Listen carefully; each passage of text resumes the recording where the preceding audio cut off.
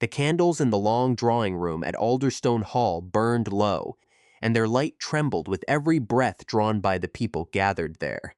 No one moved. On the oak table between them lay a broken disc of red wax, and beside it a small brass glass, still warm from her hand. "You believe a single accusation will satisfy me," Josiah Hollis said, his voice even, almost gentle, as though he had rehearsed this moment 100 times before daring to speak it aloud. "Before everyone in this room, I will ask you once more. Who are you in truth?" She did not answer at once. Her eyes moved slowly across the room, resting longest on the man standing motionless in the doorway, a man who, for the first time since she had known him, seemed uncertain whether he still trusted her. 3 years she had carried a name that was not hers. 3 years of silence, of small rooms and smaller lies, all of it gathered now into this single moment. One wrong word, and it would not be only her who paid for it.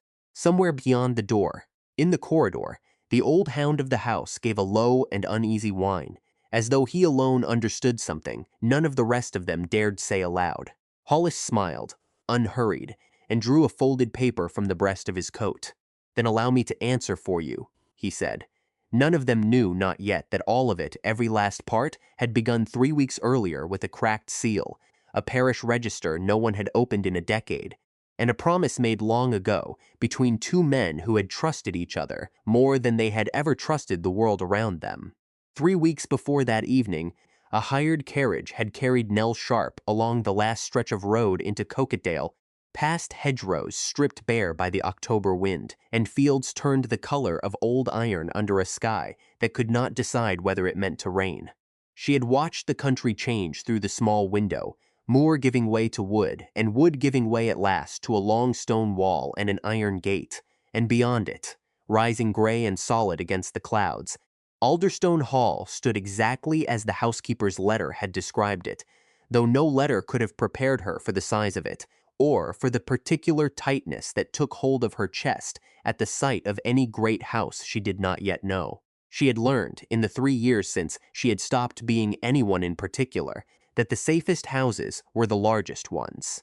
A great house had 100 corners, in which a quiet woman with clever hands might disappear entirely, so long as she kept her eyes on her work and her opinions to herself. She had written ahead under the name she now answered to without flinching, offering her services as a restorer of seals and old silver, and she had enclosed, as she always did, a small sample of her work folded carefully in paper, a crest recut so precisely that even the family who owned the original could not have said where the old engraving ended and the new began. It was, she had come to think, the only inheritance left to her. Not land, not a name that could be spoken aloud, only a steadiness of hand that no one could take from her without also taking the hand itself. The carriage climbed the last rise of the park at a walk, the driver in no hurry now that the light was failing, and Nell watched the deer scatter across the frosted grass beyond an old ha-ha wall, and further off, at the foot of a wooded slope, a line of tenant cottages, with smoke already rising from their chimneys against the cold. Somewhere a church bell was ringing the hour, though she could not have said which hour it marked, and beyond the cottages the land rose again toward a squat gray tower that looked, to her practiced eye, considerably older than the rest of the house, the kind of thing a family built when the border country still meant reavers and raiding rather than rentals and elections. She had learned, without ever meaning to learn it, the habit of noting such things wherever she went, the doors, the walls, the ground that fell away sharply enough to hide a person from view, and she noted them now as she had noted them in every house she had entered, these 3 years quietly, without appearing to look at all. The carriage set her down at the side entrance rather than the front, as was proper for a tradeswoman arriving to work rather than a guest arriving to dine, and she was glad of it. She did not think she could have borne, on her first afternoon in this county, walking up the wide front steps beneath the eyes of whoever happened to be watching from the windows above. A woman of about 50 years, broad through the shoulders and brisk in her movements, met her at the door with a ring of keys at her waist and an expression that suggested she had already formed an opinion and was waiting only to see whether it would be confirmed. She looked Nell over once, from the hem of her traveling cloak to the small worn case of tools clutched in one gloved hand, in the manner of a woman accustomed to judging a person's whole character from the state of their boots, and whatever she found in the assessment, she kept carefully to herself. "You will be sharp," the woman said. "I am Mrs. Redpath. I keep this house, and until his lordship says otherwise, I keep you as well, so you had best understand from the first hour that nothing leaves this house without my knowledge, seal or silver, or so much as a spoon." Nell inclined her head. "I understand perfectly, Mrs. Redpath," she said. "I have no wish to be anything but easy to forget." Something in the housekeeper's face eased slightly at that, though she did not smile. "That," said Mrs. Redpath, "would make you the first person to say so and mean it." She led Nell through a passage that smelled of beeswax and old stone, up a narrow back stair, and along a gallery hung with portraits so darkened by age and smoke that their subjects had become little more than pale ovals of face against black coats and blacker backgrounds. The gallery gave onto a second older passage, where the walls thickened suddenly and the ceiling dropped, and Mrs. Redpath explained, without being asked, that this was the old Palais Tower the rest of the house had grown up around 3 centuries before, back when a family in these parts needed a place to shut its doors against raiders from over the Scottish line rather than against unwelcome opinions from the county assembly. "Her ladyship does not care to have that part of the house mentioned to visitors," Mrs. Redpath added. "She considers it unbecoming in a house that means to hold itself up as respectable.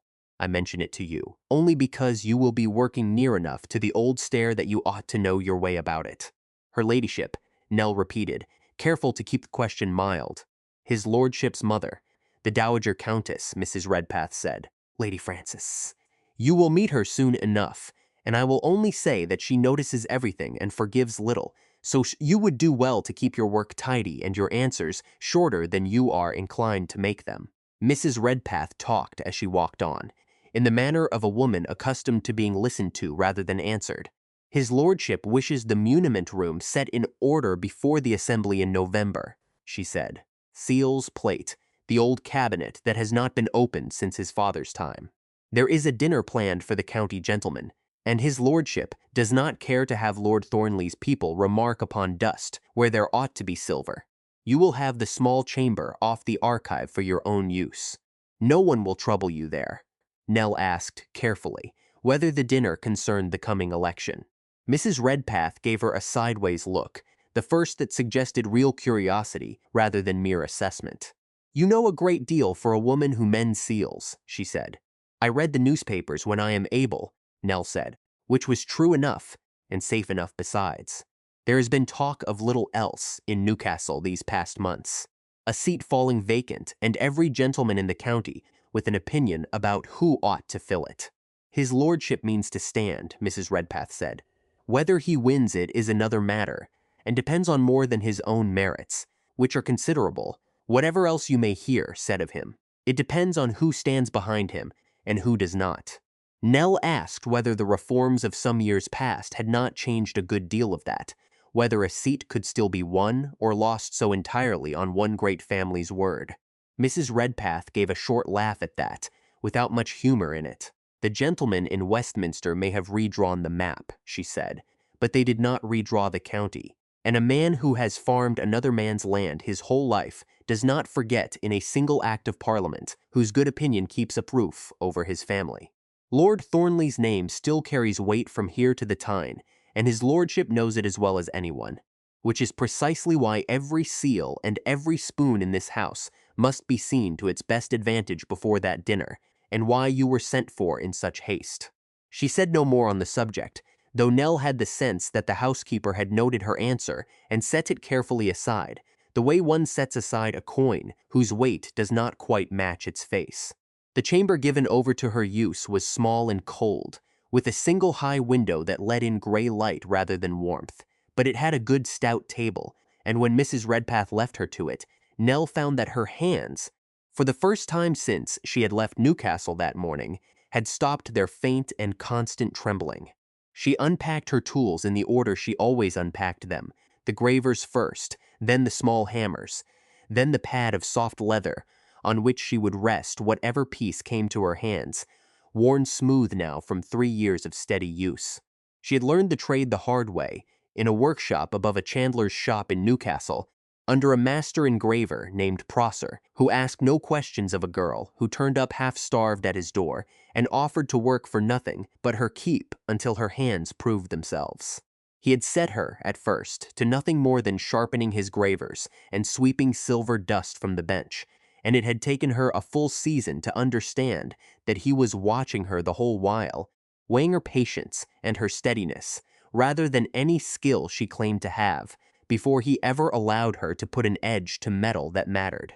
She had proved herself within a month of being trusted with real work, and had gone on proving herself every day since, because a woman who could not be questioned about her past had best make herself indispensable in the present. There was a particular kind of safety, she had found, in being useful in a way that required exactness rather than conversation. No one asked a woman bent over a magnifying glass, counting the fine strokes of a lion's mane, where she had been born, or what she had been before, or why her hands sometimes stilled entirely at the sound of a gentleman's raised voice in another room. It was, she sometimes thought, the one part of the last 3 years for which she could not find it in herself to be sorry, that narrow, exacting, blessedly silent trade that asked nothing of her but her attention. On the table before her, waiting in a battered wooden case, lay the first of the Rothwell seals, a heavy old matrix of silver, the crest so worn by generations of hot wax that the lion at its center had lost the fine lines of its mane entirely. She turned it once in her fingers, feeling for the places where the old cutting still held true beneath the wear, and for a moment, in the cold little room, she forgot to be careful. It was, she thought, a very good piece of work indeed. Whoever had cut it, 100 years or more before, had understood something that too many modern engravers did not, that a crest was never mere decoration. It was a signature no other hand could reproduce without betraying itself, or so a family liked to believe, and it was Nell's particular gift, and her particular danger, to know precisely how untrue that belief could be. She smiled a little at her own private joke, the kind she could share with no one in this house, or in any house she was ever likely to enter again. She was still turning the seal in the gray light when the door, left ajar for want of a fire to warm the room, opened further, and a man stepped in without knocking, as men who owned houses were accustomed to doing. He was perhaps 30 years of age, tall, dressed with the plain good quality of a man who did not need to prove anything by his coat, and he stopped just inside the threshold when he saw her, as though he had not expected the room to be occupied so soon. "Forgive me," he said. "I was told Mrs. Redpath had engaged someone to see to the plate, but I confess I did not think to find her at work quite so soon after her arrival." Nell rose, setting the seal down with the particular care she gave to anything that was not hers. "I find idle hands make for slower work in the end, my lord," she said, for she had guessed at once, from his bearing, and from the way the housekeeper had spoken of him, that this must be Lord Alderstone himself. He inclined his head, acknowledging the guess, without confirming it in words, and crossed the room to look down at the seal on the table. "That belonged to my grandfather," he said, "and his grandfather before him, I believe, though the family has never troubled itself to keep the sort of records that would prove it beyond argument." "Then it is fortunate," Nell said, "that the seal itself keeps better records than any book. A man may forget when a thing was made. The metal does not." He looked up at her then, properly, for the first time, and she had the sudden and uncomfortable sense of being regarded not as a tradeswoman, but as a person, which was a thing she had trained herself, over 3 careful years, to avoid inviting. "You speak like someone who has given this a great deal of thought," he said, "more than the work itself would seem to require." "I have had little else to think of, my lord," she said, which was, she reflected, the truest thing she had said to anyone in this county so far, and also the most carefully chosen lie of omission she had told in weeks.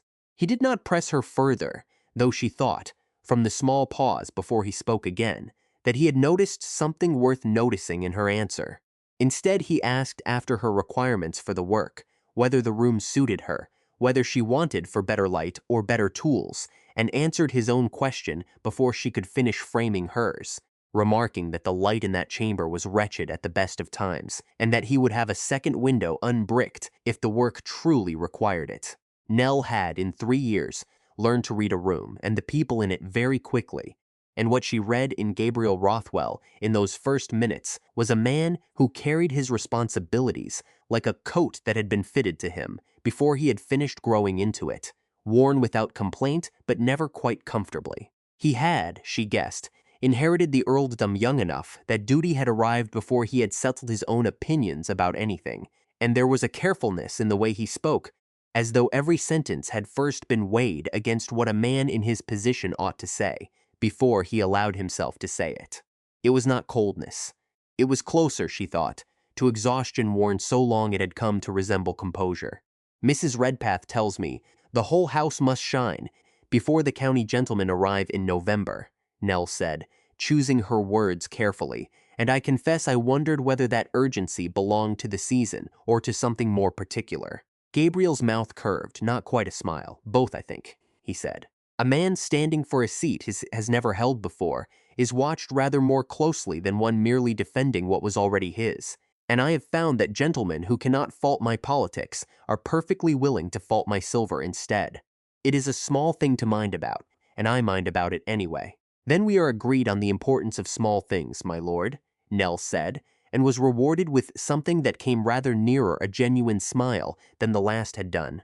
It was, Nell thought, an oddly careful kindness from a man who had no particular reason to extend it to a hired engraver he had known for less than a quarter of an hour, and she was still turning the thought over, uncertain what to make of it, when the sound of claws on the stone passage outside announced the arrival of something considerably less careful than its master. The dog came through the half-open door at a run, a great rough-coated hound the color of wet slate, and skidded to a halt not at Gabriel's side, as Nell would have expected, but directly in front of her, so suddenly that she stepped back against the table. "Corby," Gabriel said, in the tone of a man accustomed to instant obedience and mildly surprised not to receive it. "Corby, come away from the lady." The dog did not come away. He stood before Nell with his whole body rigid, his nose lifted, drawing in long and deliberate breaths as though he were reading a page written in a language only he could understand, and then, before either of them could stop him, he pressed his great head against her skirts and made a sound Nell had never heard a dog make before, low in his chest, not quite a whine and not quite a moan, the sound of something long lost and suddenly, unbearably found. Gabriel crossed the room in 2 strides and took the dog by the collar, though Corby did not so much as glance at him, his eyes fixed upward on Nell's face with an intensity that made her chest go tight and cold. Somewhere behind them in the passage, Nell heard a housemaid's footsteps slow and then stop altogether, and she understood, without turning to look, that whatever was happening in this small cold room would be spoken of below stairs, before supper was laid. "I have never known him behave so with a stranger," Gabriel said, and there was, beneath the ordinary puzzlement in his voice, something sharper, something almost wary. "He does not even greet my mother with such warmth, and she has known him from a pup. He will bark at the vicar. He growled at Lord Thornley's own coachman not a fortnight past, and the man had brought him a bone." The dog pressed closer still, his great weight leaning full against her, and when Nell, against every instinct of caution she had spent 3 years building, allowed her hand to rest for one unguarded moment on the top of his rough head, Corby's whole body seemed to shudder with something that was very nearly relief. Nell made herself hold very still, though every part of her wanted to kneel down and press her face into the dog's rough coat and weep, which was an impulse so far beyond anything a stranger ought to feel that she was frightened by the force of it in her own chest. "Dogs take strange fancies sometimes, my lord," she said, and was relieved to hear her voice come out steady, even faintly amused, the voice of a woman entertained by an animal's foolishness, and nothing more. "Perhaps I remind him of someone he once knew."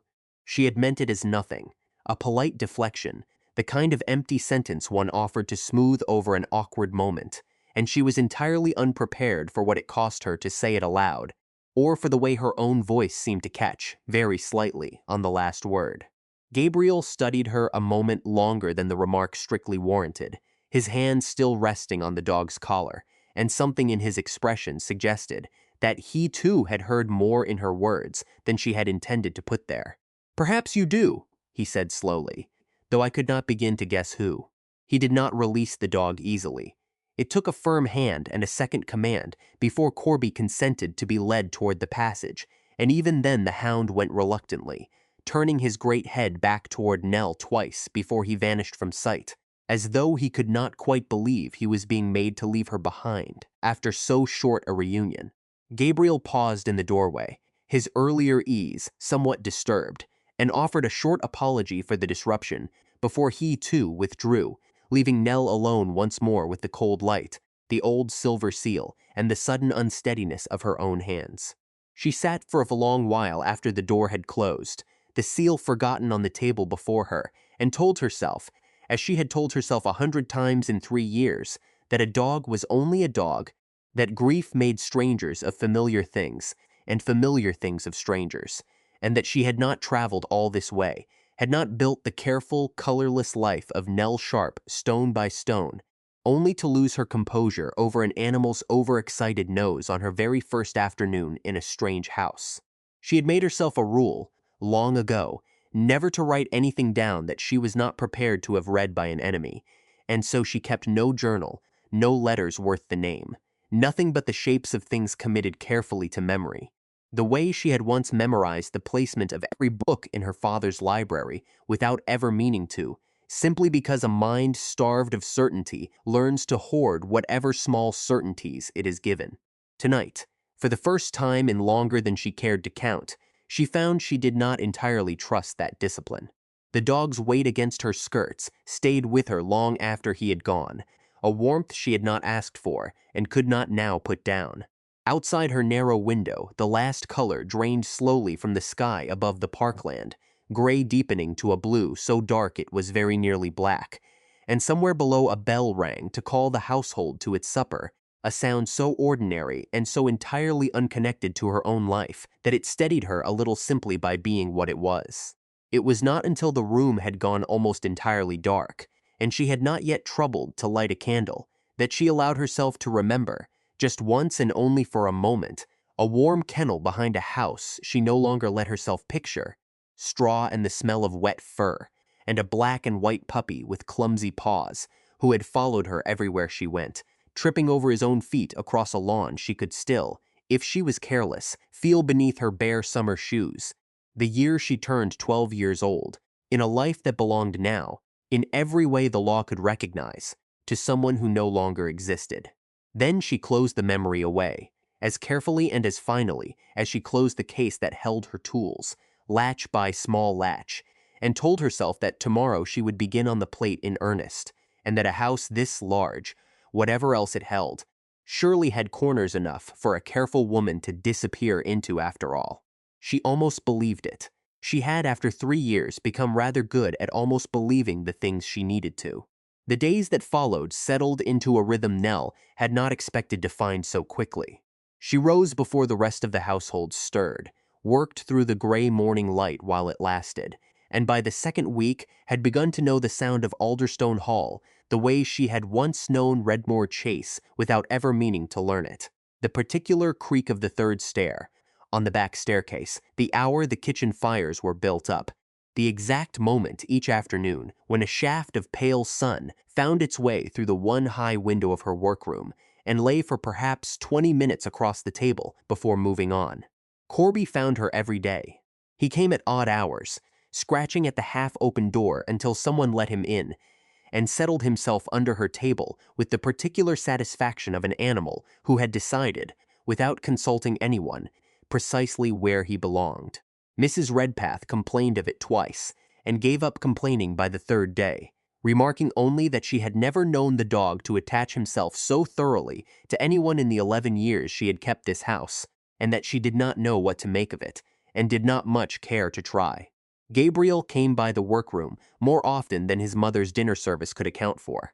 He would appear in the late morning with some small pretext, a question about which pieces should be sent down for cleaning, a suggestion that the window really ought to be seen to, before the weather turned worse, and would stay rather longer than any such pretext required, watching her work with the particular stillness of a man who found something restful in the sight of a task performed well. Nell learned, over those first days, that he asked few questions about her directly, and a great many about the pieces passing under her hands, the history of a crest, the meaning of a particular charge, the difference between a matrix cut for wax and one cut for a wafer seal, and she found, to her own surprise, that she did not mind the questions in the least. It was easier, she discovered, to be watched while she spoke of other families' histories than while she said nothing at all. He asked her once, turning a repaired spoon over in his hands, whether she had always known she would take up this trade, and she told him quite truthfully that she had not. That circumstance, rather than inclination, had put the graver in her hand, and that she had only later come to be glad of it.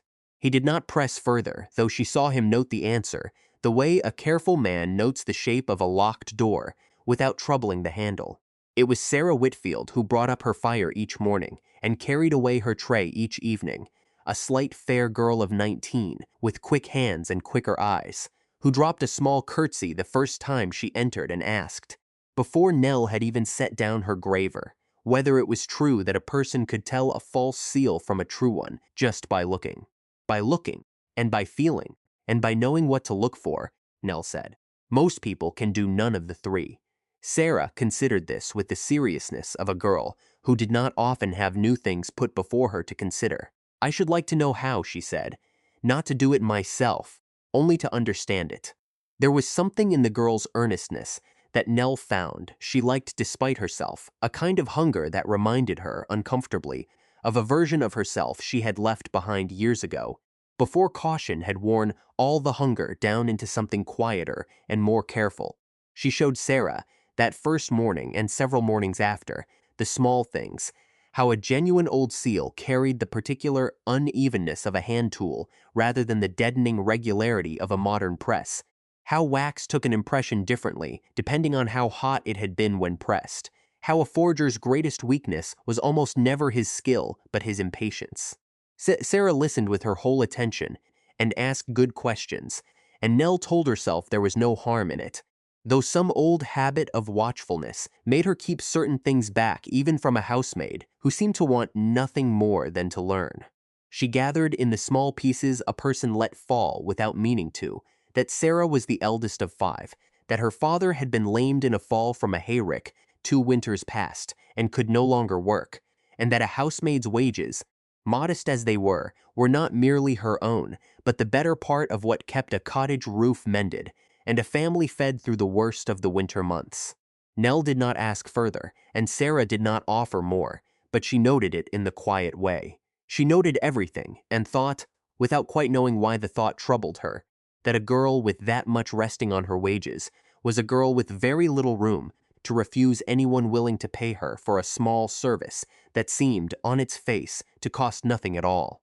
On the 9th day of her employment, word came down from the housekeeper's room that Lord Thornley and his daughter would be calling that afternoon, and the whole house shifted its attention accordingly. Mrs. Redpath appeared in the workroom doorway not long after breakfast, her keys chiming at her waist, and informed Nell, in the tone of a general addressing a single soldier, that his lordship wished the family plate to be seen at its best, that Lady Honoria had a sharp eye for such things, and a sharper tongue when she chose to use it, and that Nell would do well to have something creditable ready to show if she were asked. You need not speak unless spoken to, Mrs. Redpath added, not unkindly. But if her ladyship or his lordship should address you directly, you will answer plainly and briefly, and you will remember that whatever passes in that room this afternoon may matter a great deal more to this family than a dinner and a dance in November. Nell had been asked to bring up, for his lordship's approval before the guests arrived, a small silver cup that had belonged to the 2nd Earl of Alderstone, its handle newly repaired, and its crest recut where age had worn it nearly smooth. And so it was that she found herself standing at the edge of the great drawing-room, cup in hand, when Lady Honoria Thornley was announced. Honoria Thornley was, Nell thought, exactly what 3 years of careful watching had taught her to expect of a woman raised for precisely this purpose, handsome in a manner that owed as much to discipline as to nature. Dressed with a plainness so costly, it announced itself more loudly than ornament could have done, and possessed of a composure that did not so much as flicker when she crossed the room to greet the Dowager Countess. She was, Nell judged, 24 years of age, though her bearing suggested a woman considerably more settled in her place in the world. "My dear Francis," Honoria said, taking both the Dowager Countess's hands in hers with practiced warmth, "my father has spoken of nothing but the assembly for a fortnight. He says the whole county means to attend, whatever their politics, if only to see whether Alderstone can hold his own against men who have sat for the shire since before he was breached." Frances Rothwell, a tall woman with her son's same watchful reserve worn into deeper lines, returned the greeting with equal warmth and rather less sincerity, or so it seemed to Nell, who had grown skilled over 3 years at reading the distance between what people said and what their faces did while they said it. "He will hold his own," Frances said. "He has held a great deal else these past 9 years, since his father died and left it all to him rather sooner than any of us would have wished. A seat in the Commons is a small matter beside an earldom managed alone at 21. Her eyes moved, as she spoke, toward the far side of the room, and Nell understood, with the particular clarity of a woman who had learned to read a room from its edges, that the remark had been aimed less at Honoria than at Gabriel himself, who had just entered, and who accepted it with the resigned good grace of a man who had heard some version of the same speech many times before. Lord Thornley, following his daughter in, was a broad, weathered man of about 58 years, with the loud, easy manner of someone who had never in his life doubted that a room would rearrange itself around his opinions, and he greeted Gabriel with a heartiness that did not entirely disguise the appraisal underneath it. "Alderstone," he said, "I hear your muniment room is being turned inside out for the occasion. My steward tells me you have brought in a woman from Newcastle to see to the family plate, some engraver with a very particular reputation. Miss Sharp has a talent I would be a fool to waste," Gabriel said, and Nell, still standing near the doorway with the silver cup cradled in her hands, felt the small shock of hearing herself discussed by name in a room she had not been invited to speak in. "Well, it is a talent you will want on your side before the poll," Thornley said, settling himself into a chair with the ease of a man who considered every chair in the county to be more or less his own. "Old Everard's death has left the seats open sooner than anyone reckoned on, and there is a Saucil in 3 parishes who does not already have an opinion about who ought to fill it. You have your father's name behind you, Alderstone, and that counts for something still, whatever the reformers in London have done to redraw the lists. But a name is not a vote, and votes are what a man needs, not sentiment." "I am aware of the difference, my lord," Gabriel said, and there was, beneath the courtesy of it, the faintest edge of a man who had heard the lecture before and found it no more welcome for repetition. Thornley laughed, not unkindly, and waved the edge away with one broad hand. "No offense meant," he said, "only a father's habit of saying plainly what other men leave to be guessed at. You will have my support at that table in November, Alderstone, and my tenants' good opinion besides, if matters proceed as I expect them to proceed. Francis knows my meaning, I think, even if you are too proud to ask it of me outright." Frances Rothwell's smile did not waver, though something in her eyes sharpened briefly toward her son, a look Nell recognized at once for what it was, the particular mixture of hope and warning a mother gives a child she has decided, on his behalf, what happiness ought to look like. Thornley's gaze found Nell then, sweeping over her with the brief, incurious thoroughness of a man assessing a piece of furniture, and he asked, not unkindly but not particularly to her either, whether it was true a good engraver could tell a false crest from a true one at a glance. "At a glance, my lord, no," Nell said, and found her voice steadier than she had expected. "Given a little time and a good light, generally yes." "And how would you know?" Thornley asked, warming now to what he plainly considered an amusing parlor question, "whether my own crest, say, had been cut by the man my grandfather employed, or by some clever fellow with a graver and no scruples at all?" Nell hesitated only a moment before she set the silver cup down upon a side table and crossed to where an old framed achievement of arms hung upon the drawing-room wall, a piece she had noticed on her very first day and turned over in her mind more than once since without quite knowing why it troubled her. "If your lordship will permit me," she said, and gestured toward it. "This piece, for instance, is described in the pedigree Mrs. Redpath showed me as bearing 3 martlets upon the chief.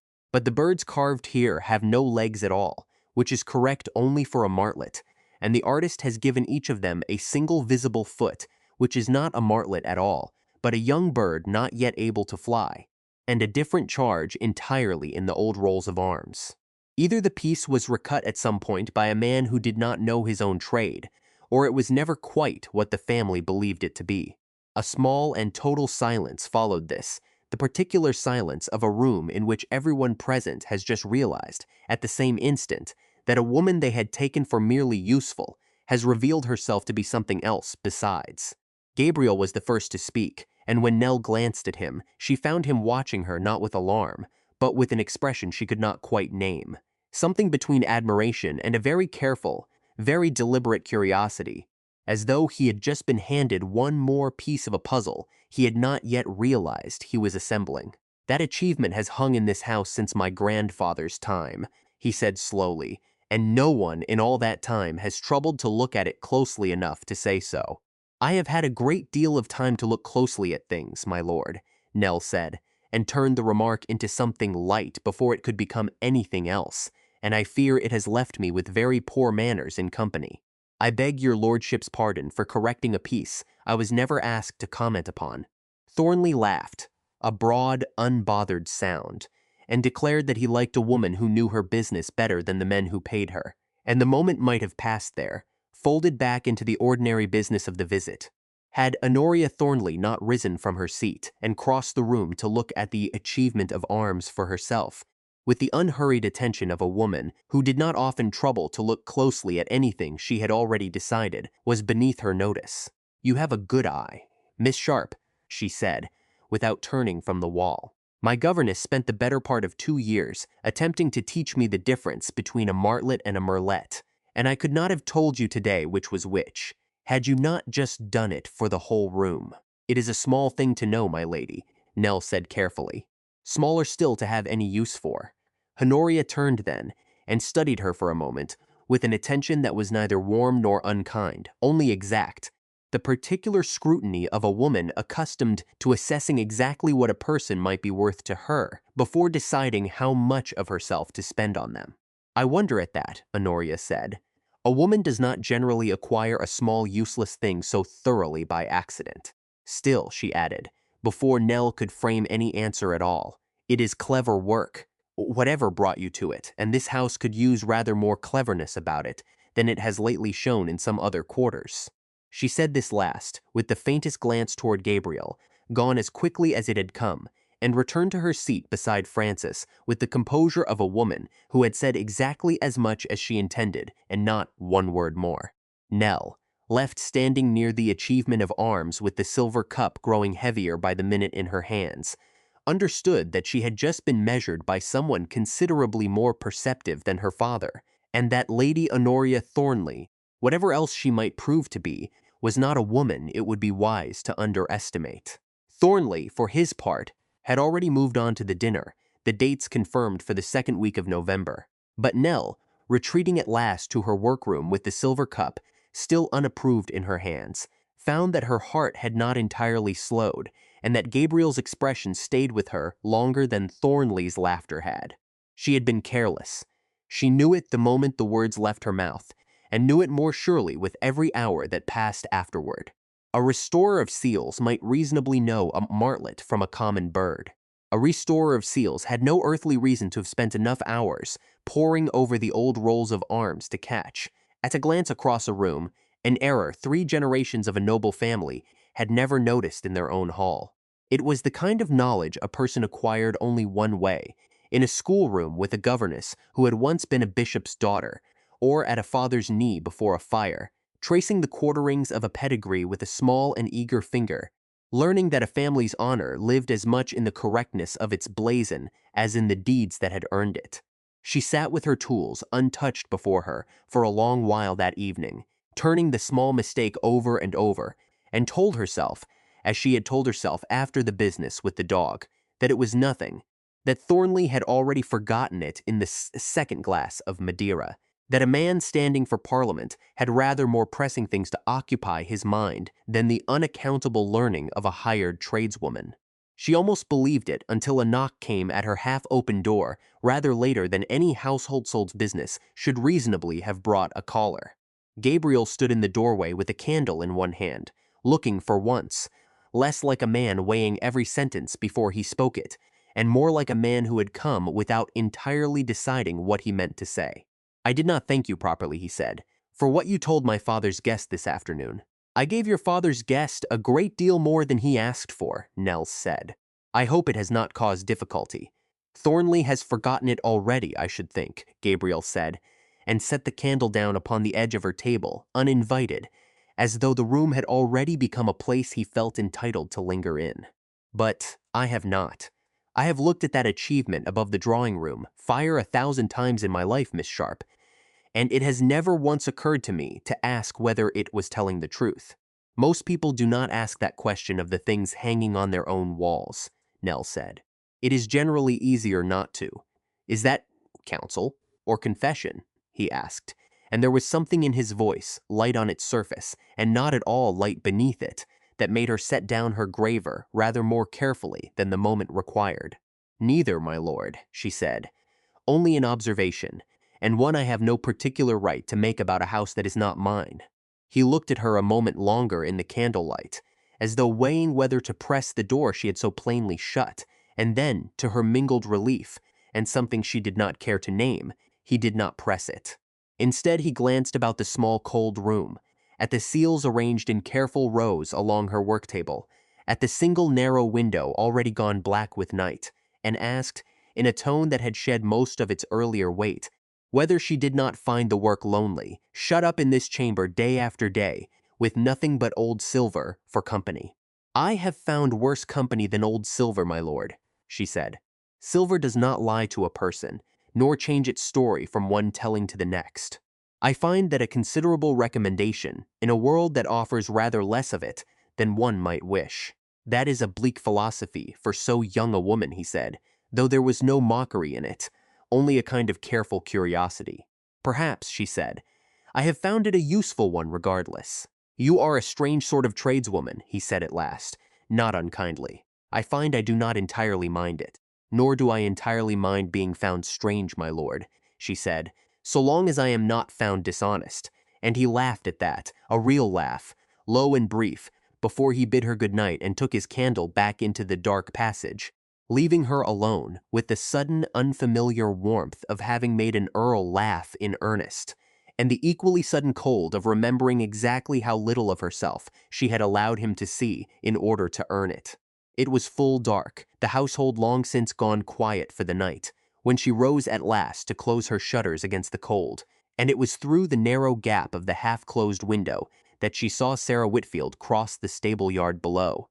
Quick and low against the wall, a shawl pulled tight over her cap, and pause at the gate to press something small and fold it into the hand of a man who had been waiting there in the shadow of the wall, a man Nell did not recognize, mounted and cloaked against the night, who took the paper without a word, turned his horse, and was gone toward the Newcastle road before Sarah had even finished, drawing her shawl back around her shoulders. Nell stood a long moment at the cold glass, watching the empty yard, and told herself that a housemaid might carry a dozen innocent letters for a dozen innocent reasons, a sweetheart in the town, a debt owed to a shopkeeper, a family in need of news from home. She told herself this with great firmness, and did not in the end manage to believe it at all. She thought of going to Mrs. Redpath in the morning, and turning the matter over further, decided against it. A woman who had spent 3 years teaching herself not to be noticed had also, by necessity, taught herself when to look away from things that were not, strictly speaking, her business, and a housemaid's private correspondence, however oddly conducted, was very far from her business indeed. And yet she found she could not entirely set it down. There had been nothing of a sweetheart in the manner of it, no lingering, no warmth, only the quick, businesslike exchange of two people who wished to be seen together as little as possible, and Nell, who had spent a great deal of her life learning to recognize the particular shape of a secret being kept, knew that shape when she saw it, even in the dark, even at a distance, even when she could put no name at all to what the secret might be.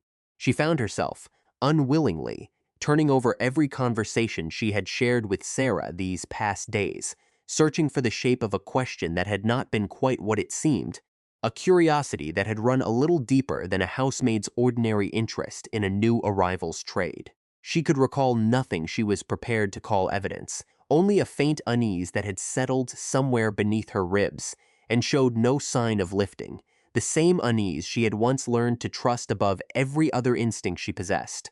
Back when trusting it had been the difference between a road that killed her and a road that did not. She lay awake longer than she meant to that night, listening to Corby's breathing through the thin wall where he had taken, without anyone's leave, to sleeping across the threshold of her door, and told herself, as the candle guttered low, that whatever Sarah Whitfield carried to whoever waited for it on the Newcastle Road, it could have nothing whatsoever to do with her, that she was Nell Sharp, a restorer of old silver, a woman with no history worth the trouble of watching, and that the sooner she believed this herself, thoroughly and without exception, the safer every soul in this house, herself included, was likely to remain. It was a comforting thought, and she had grown, over 3 careful years, entirely too practiced at believing comforting thoughts she did not, in her heart, quite trust. She fell asleep at last with the dog's steady breathing for company, and dreamed, as she had not allowed herself to dream in longer than she cared to count, of a warm library and a father's voice patiently correcting a small, eager finger tracing the wrong line across an old and faded pedigree. The old cabinet in the muniment room proved a slower business than anyone had reckoned on. It stood against the north wall of the archive, a great oak press with iron-bound corners, its lock stiff with disuse, and when Gabriel finally had it forced open on the 11th day of Nell's employment, the smell that rose from it, dust and old leather, and the particular Swedish decay of paper left too long in the damp, made them both step back a moment before either would put a hand inside. "My father meant to see this sorted for years," Gabriel said, drawing out the first bundle and setting it on the table between them. "He never found the time, or never found the courage. I am not certain which." "Why courage?" Nell asked, and regretted the question almost as soon as she had asked it, for something crossed his face that she recognized at once, the particular flinch of a man touching a grief he had not entirely finished carrying. "Because my grandfather kept everything," Gabriel said. "Every letter, every account, every foolish quarrel with a neighbor over a boundary hedge, going back further than anyone now living can properly explain. My father used to say that opening this cabinet was rather like opening a conversation with the dead, and that a man ought to be prepared to hear things he had no wish to hear before he tried it." "And did you find anything he would rather you had not heard?" Nell asked, half in earnest and half, only to keep the conversation from settling into the silence that grief so often demanded. Gabriel considered this longer than the question warranted, turning a brittle old account book over in his hands without quite looking at it. "My father was a careful man," he said at last. "Careful in his affairs and careful in his affections, both which I have come, in 9 years of trying to be half so careful myself, to understand is a harder thing to manage than it looks. I find, going through these boxes, that he worried a great deal more than he ever let any of us see. There are letters here concerning debts I never knew the estate had carried, concerns about tenants I always believed he handled without a thought. I begin to think a father's composure is very often built entirely out of what he chooses not to say to his children. That," Nell said quietly, before she could stop herself, "is very often true of more than fathers, my lord." He glanced at her then, and she thought, for one unguarded moment, that he might ask what she meant by it, but he let the remark pass, and returned instead to the box before him, and she was grateful for the mercy of it even as some small, foolish part of her wished he had pressed just a little harder. He had come to help her that afternoon, ostensibly because the cabinet was heavy work for one pair of hands, though Nell had begun to suspect, watching him carry down box after box of brittle paper, with rather more patience than the task required, that he simply preferred her company to whatever business awaited him in his own study. She did not discourage it.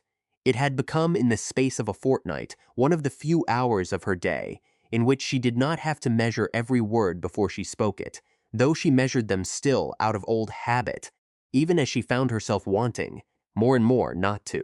They worked in a companionable quiet for the better part of an hour, sorting letters by decade, setting aside anything that touched upon the estate's boundaries or its debts for Pemberton's eventual attention. Gabriel spoke in the unhurried way of a man accustomed to being listened to rather than pressed, of his own boyhood in this house, of a father who had taught him to shoot and to manage accounts with the same patient thoroughness, and of a grandfather he remembered only as a great booming voice from the top of the stairs, demanding to know why the whole household had not yet gone to bed. Nell listened and offered little of her own history in return beyond the barest, safest fragments: a father who had loved books, a mother lost too young to remember well, and found that the careful economy of what she allowed herself to share sat rather less easily with her than it once had in the particular quiet of that dusty room. It was in the third box, beneath a stack of correspondence concerning a disputed right-of-way that had apparently occupied 2 generations of Rothwells and their neighbors for the better part of 30 years, that Nell's hand closed upon a letter whose seal, cracked and faded as it was, she recognized before she had even turned it fully to the light. A curlew standing upon a sprig of heather, cut into red wax, gone the color of dried blood with age. She had seen that seal pressed into the corner of 100 letters as a child, watching over her father's shoulder while he wrote at his desk in the long evenings, and the sight of it now, in a stranger's cabinet in a strange county, struck her with a force so sudden and so complete that she had to set the letter down upon the table before her hand betrayed her. "You have found something," Gabriel said, watching her face rather than the letter. "An old seal," she said, and made herself pick the letter up again, made herself turn it over, as though it were nothing more than any other piece of paper that had passed beneath her hands these past 2 weeks. "Whose crest is a curlew upon heather, my lord. Do you know the family?" Gabriel frowned, considering. "Redmore," he said slowly. "An old Northumberland earldom, out beyond Elsdon somewhere. My father knew the last earl a little, I believe, though I could not say how well. The title passed to a young man some years ago, a boy really, and I have heard nothing of the family since." "Why do you ask?" "Because it seems your father kept a letter from him," Nell said, and unfolded the single sheet with fingers she willed, with every ounce of the discipline 3 years had built into her, to remain perfectly steady. The hand was her father's. She would have known it anywhere, in any light, on any paper in the world. The particular slant of his capitals, the small flourish he gave to the tail of a lower case, that no amount of copying had ever fully taught her to reproduce in her own writing, though she had tried, as a girl, 100 times over. The letter was dated the spring of 1836, some months before his death, and addressed to the 7th Earl of Alderstone, Gabriel's father, in terms that named him, more than once, as an old and trusted friend. "My dear Alderstone," it began, "I write to you on a matter I would not commit to any hand but my own, nor trust to any keeping but yours. You will recall that I have spoken to you before, in confidence, of certain irregularities in my affairs, that I cannot yet account for to my own satisfaction, touching upon the management of certain funds by Mr. Hollis, whom I engaged some years past, upon the recommendation of men I believed I could trust. I do not accuse him outright, for I have no proof that would satisfy a court, only a growing unease that will not leave me be. Should anything befall me before I have settled the matter to my own satisfaction, I ask that you hold safe the enclosed, and see that it reaches my son when he is of an age to understand its meaning, and that you say nothing of it to any person, however well-intentioned, until you are entirely certain it is safe to do so. I trust you as I trust few men living. I remain as ever, your faithful friend Redmore." She had not known, until she read those careful, worried lines, how much her father had already sensed of the danger closing around him in those final months, nor how deliberately he had set about protecting a son not yet grown, and a daughter he could not have known would soon need protecting quite as urgently as her brother. It struck her, reading it, that a man who wrote with such precise and guarded caution to an old friend had likely written with a good deal less caution to his own family, believing his home safe in a way his correspondence, sent out into a wider and less trustworthy world, could never quite be. She wondered, not for the first time, what other letters he might have written in that same anxious season, and to whom, and whether any of them still existed at all. Nell read it twice through before she trusted herself to look up, and when she did, she found Gabriel watching her with an expression that had gone very still. "There is no enclosure," he said quietly, before she could ask it herself. "Whatever your Earl of Redmore meant to send my father, it is not here." She searched the box again, and the one beneath it, and the one beneath that, her movements growing quicker and less careful than she liked, until Gabriel's hand closed gently over hers upon the edge of the cabinet and stilled it. "Nell," he said, using her name for the first time without the title that usually preceded it, and the sound of it, so plain and so near, nearly undid the careful composure she had spent a fortnight rebuilding around herself. "You are shaking, I beg your pardon, my lord," she said. "It is only that a letter of such a private nature ought not to sit unfinished. It troubles me to think a man wrote in such fear, and was never answered." It was not the truth or not the whole of it, and she thought, from the careful way Gabriel studied her face before he let her hand go, that he suspected as much, though he pressed her no further that afternoon. He set the letter aside, promising to have Pemberton examine the rest of the cabinet's contents at the earliest opportunity, and left her at last, alone with the box and the seal, and the particular, private grief of having touched her father's hand across 3 years and a false name, and found it exactly as warm and exactly as gone as she had always known it to be. Pemberton came the following morning, a neat, unhurried man of about 45 years, with ink-stained fingers, and a manner that suggested he had long ago stopped being surprised by anything a client's family papers might reveal. He read the letter twice through, exactly as Nell herself had done, and set it down with a small frown that had nothing yet of alarm in it, only the professional caution of a man who dealt daily in the difference between suspicion and proof. "An old worry, unresolved," he said to Gabriel, with Nell still present at the far end of the table, sorting a fresh box of correspondence with rather more attention than the task strictly required. "Your father's friend clearly harbored some doubt of his own man of business, though he names no specific wrong, and offers no particular sum, only a general unease. I would not build too much upon it, my lord, without knowing more of what he meant to send, and what became of it." "And if the enclosure should be found?" Gabriel asked. "What then?" "Then we should know a great deal more than we know today," Pemberton said, "and it would be for the Earl of Redmore's own solicitors to act upon it, not for us. It is not our affair, strictly speaking, however much it may trouble the conscience to leave a dead man's fears unanswered.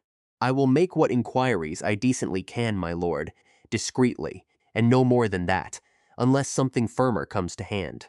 He turned the letter over once more before he left it, tracing the cracked wax with one careful finger, and remarked, almost to himself, that a family in Mr. Hollis's own care would do well to have its accounts examined by an independent hand sooner rather than later, whatever the truth of an old suspicion some years cold. For a solicitor who managed both an estate and, as he understood it, a young heir's guardianship besides, carried a great deal of unwatched authority in his hands, and unwatched authority, in Pemberton's long experience, had a way of growing comfortable with itself. Nell bent over her box of letters at the far end of the table, kept her eyes fixed upon the page before her, and did not trust herself to look up at all, for she had not known, until that very moment, that Josiah Hollis held the guardianship of a living heir, and the knowledge settled into her chest like a stone dropped into still water, spreading outward long after the surface itself had gone quiet again. She said nothing at all, and thought that she had never in her life wanted so badly to speak, and had never had better reason to keep silent. She did not weep, though she came nearer to it that afternoon than she had allowed herself to come in longer than she cared to remember. She sat instead with the letter open before her until the light failed, reading her father's careful, worried hand over and over, and thought of the enclosure that had never arrived, and of what a man as careful as her father would have chosen to send for safekeeping, and of who, among all the people who might have wished such a thing to disappear before it ever reached its destination, had the surest reason to want it gone. She had known the name Hollis for 3 years without ever once connecting it to a face. Her father had mentioned it to her only twice, in the careless, half-finished way a man speaks of business matters. To a daughter, he does not yet think old enough to trouble with them. A competent fellow in Newcastle, her father had called him once, recommended by men whose judgment he said, and she had thought nothing of it at the time, being 15 years old and rather more concerned with her music than with her father's man of business. She thought of it now with a clarity that frightened her, the careful, worried letter still open on the table before her, and understood, for the first time since she had begun this strange and careful masquerade, that the danger she had spent 3 years fleeing had never truly been behind her at all. It had simply been waiting, patiently, for her to walk close enough to find it again. Corby found her that evening exactly as he found her every evening, pushing the half-open door wider with his nose and settling himself against her skirts with a heaviness that asked for nothing beyond her hand upon his head, and she sat with him a long while in the dark, drawing what comfort she could from the warm, uncomplicated weight of him, and told herself that whatever the missing enclosure had been, whatever proof her father had gathered before his death, it must still exist somewhere in this house or as another, and that she had not come all this way, had not endured all she had endured, to leave it buried in a cabinet a moment longer than she could help. It was 3 days later, on a gray morning threatening rain, that Josiah Hollis came to Alderstone Hall. Nell heard the carriage before she saw it, the particular crunch of good wheels on the gravel sweep, and looked up from her bench in time to see, through the narrow window, a neat black equipage draw up before the front steps, and a spare, gray-haired man of about 54 years descend from it, with the unhurried economy of movement of someone who had never in his life wasted an effort he did not need to spend. She had seen him once before, on her first week in the house, exchanging papers with Gabriel in the hall, and offering her the briefest of nods as he passed, and had thought nothing of him beyond a passing, professional wariness, the same wariness she extended to every stranger who crossed her path.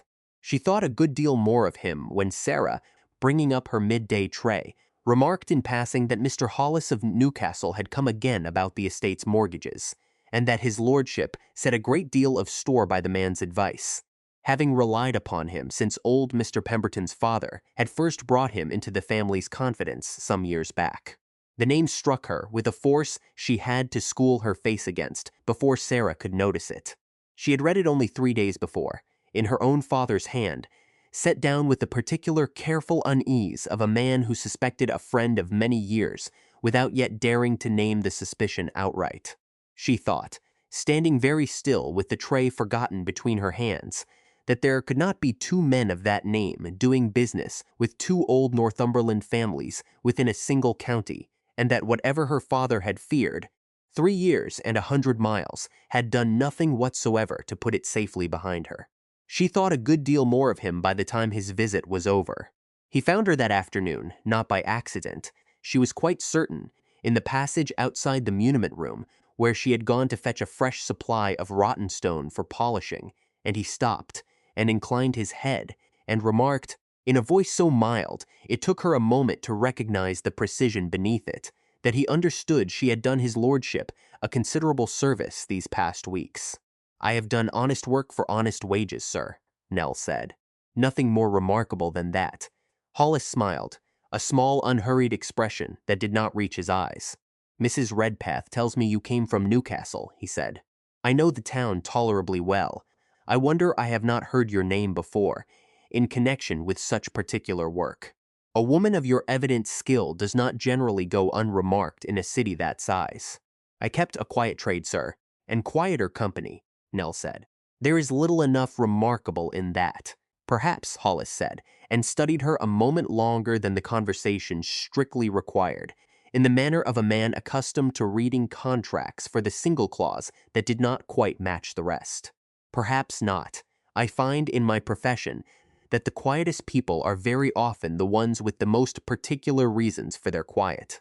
I mean no offense by the observation, Miss Sharp. Only a lawyer's habit of noticing what does not at first glance entirely add up." "I was not aware there was anything about me that required adding up, sir," Nell said, and kept her voice as level as the rotten stone jar was heavy in her hands, though every part of her wished, quite fiercely, to be anywhere else in the county than this cold passage. "No," Hollis agreed, with the maddening patience of a man in no particular hurry to finish a conversation he was plainly enjoying. "Nor was I until this morning. It is only that his lordship's man of affairs takes a professional interest in every person permitted so close to a family's private papers, Miss Sharp, and I find myself, quite against my own inclination, curious how a woman with so exact an eye for a false crest came to acquire it. Such things are not commonly taught in the workshops I know of Newcastle. They are more commonly bred into a person, over a good many years, by a family that had reason to care about such distinctions. Nell held his gaze and made herself smile, the small, patient smile of a woman, humoring a client's idle curiosity rather than answering an accusation she had not yet been formally given. "Then perhaps, sir," she said, "I learned my trade from an unusually thorough master, and no more mysterious cause than that need be sought." "Perhaps," Hollis said again, and this time the word carried something almost approving in it, as though he had expected the parry and was pleased, in his cold, exact way, to find it delivered so cleanly. "I hope, for your sake, that is the whole of the matter. I find that mysteries seldom remain buried, as long as the people who bury them would wish, Miss Sharp. It is a great deal of trouble, in my experience, to keep a good secret quiet, and considerably less trouble to let it lie undisturbed in the first place." He bid her good day then, and continued on toward the front hall where his carriage waited, and Nell stood a long while in the cold passage after he had gone, the rotten stone forgotten in her hand, feeling, for the first time since she had arrived at Alderstone Hall, that she had been looked at not merely with curiosity, but with the particular, patient attention of a man who had already begun, whether he yet knew it himself or not, to search for the exact shape of the lie she had built her life around. She did not sleep well that night, nor the night after. She lay in the dark, turning over every word of the exchange, searching it for the precise moment she might have given herself away entirely, and found none, and took no comfort at all from the finding, for a man like Hollis, she was beginning to understand, did not require a single fatal slip. He required only patience and time, and the particular kind of certainty that came from asking a great many small questions of a great many small people until the answers, however carefully each one had been given, began at last to point in the same direction. She thought, more than once in those long hours, of simply leaving, of packing her small case of tools before first light and taking the mail coach back to Newcastle and Prosser's quiet workshop, where no one had ever looked at her the way Hollis had looked at her that afternoon. She thought of it and did not do it, and told herself it was because the missing enclosure still lay somewhere unfound, because her father's letter still sat unanswered in a drawer in Gabriel's study, because a woman who ran now, with so much still undiscovered, would only be running toward whatever danger waited for her next, rather than away from the one she already knew. She told herself this, and knew it for the truth, and knew also, though she was not yet ready to examine the knowledge too closely, that it was not the whole of her reason for staying, and that a certain earl's careful considering silences had come, somewhere in the space of a fortnight, to matter to her, rather more than was wise for a woman in her particular position to allow. There was, besides, a more practical matter upon her. Her supply of rouge and Rottenstone was nearly spent, and the fine gravers she needed for the smaller crests had grown too dull for careful work, and there was only one place in the county to have either properly restocked.